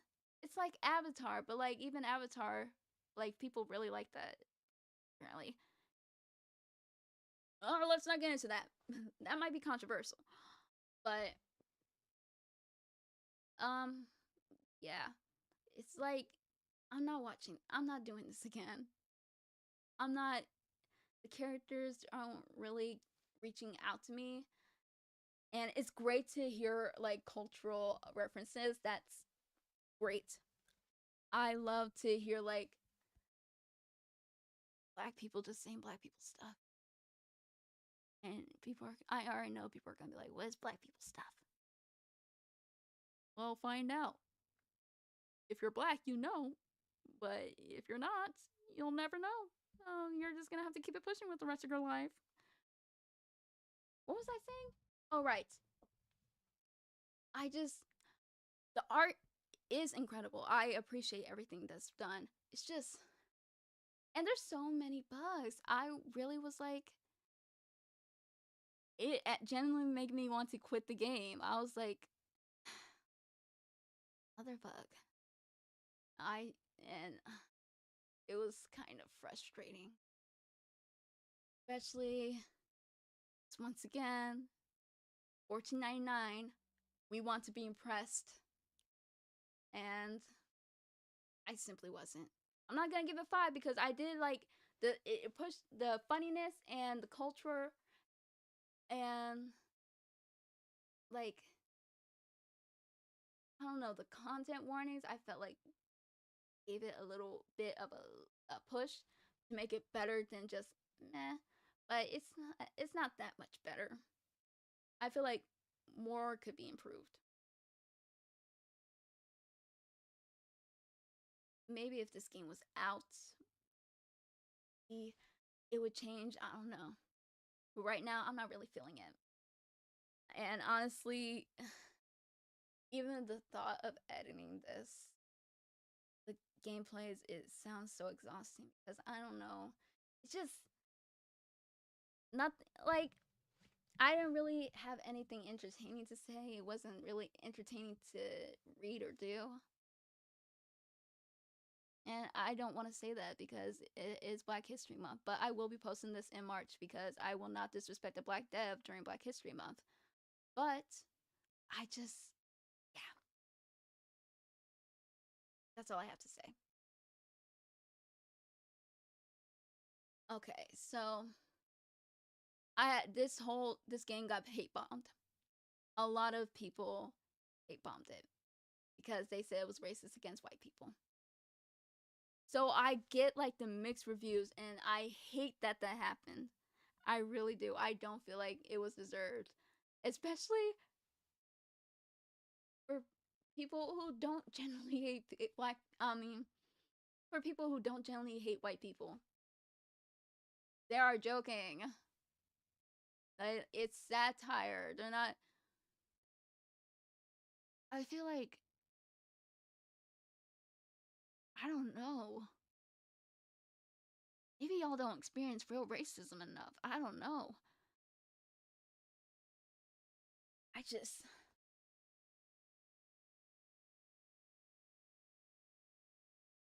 yeah. It got hate bombed, and a lot of people were like, 0.1 minutes into the game, they're like, oh, this game is racist. Oh, it's racist. It's like, you didn't even play it for real. You didn't even want to play it. Why are you here? Let us, the people who actually care about this game, review. And a lot of Black and POC people weren't happy with this either. Not because, like, we appreciate the sentiment, we appreciate everything about it.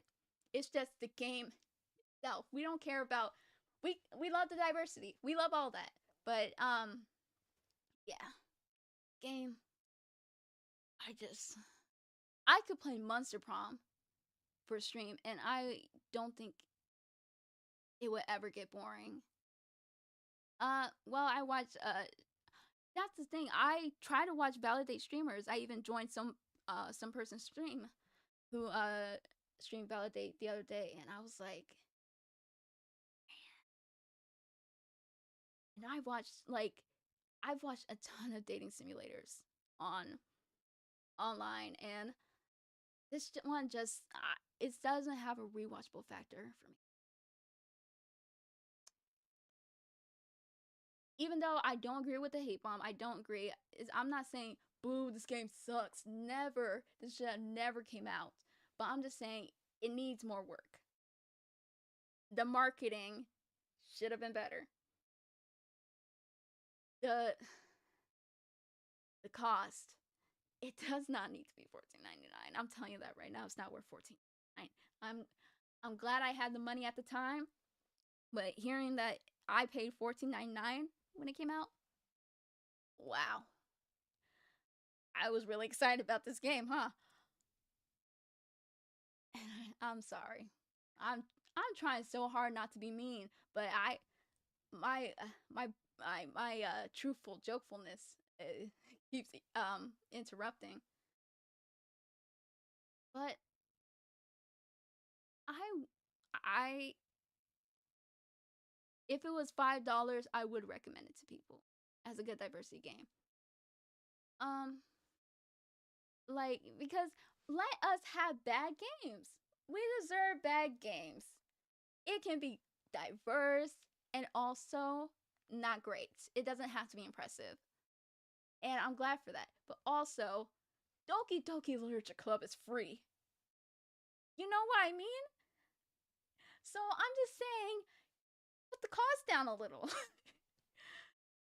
Because the fans who really want to donate to you will donate to you. Trust and believe. That's what happened with Doki Doki. They were able to get fan pack. Now they have a game out for like $39.99. Doki Doki Literature Plus. Honestly, I'm just buying the free game, but they have that, and people are willing to buy it because they know the talent behind it because they played the first game. And I feel like that's something that should have been done. Like, not it doesn't have to be free, just cheaper. And then once you have some more stuff to add, then you can raise the price. That's all I'm saying. But I played the game 2 streams. It is 3 hours went into this game. Today, not even yesterday. That's not even counting yesterday. So yeah, I did take the time to actually do the work. I didn't just hate. Oh, my camera died. Anyways, I tried, and it was good. So I'm glad that happened. That we played this game. I was clearly talking too long, but that is the review. Yeah.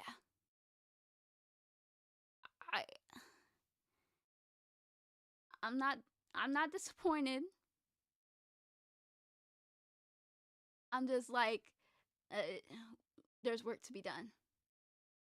But that will be all from me. This was my little review. I will post it in March, as I said, because once again, not doing this during Black History Month.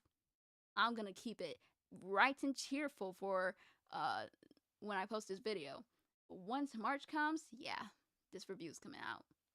An honest review, and I hope that people actually like on their own volition check out this game. Even though like I personally was like, it needs work. It's still like good to have a cultural game with so much diversity and representation in your library.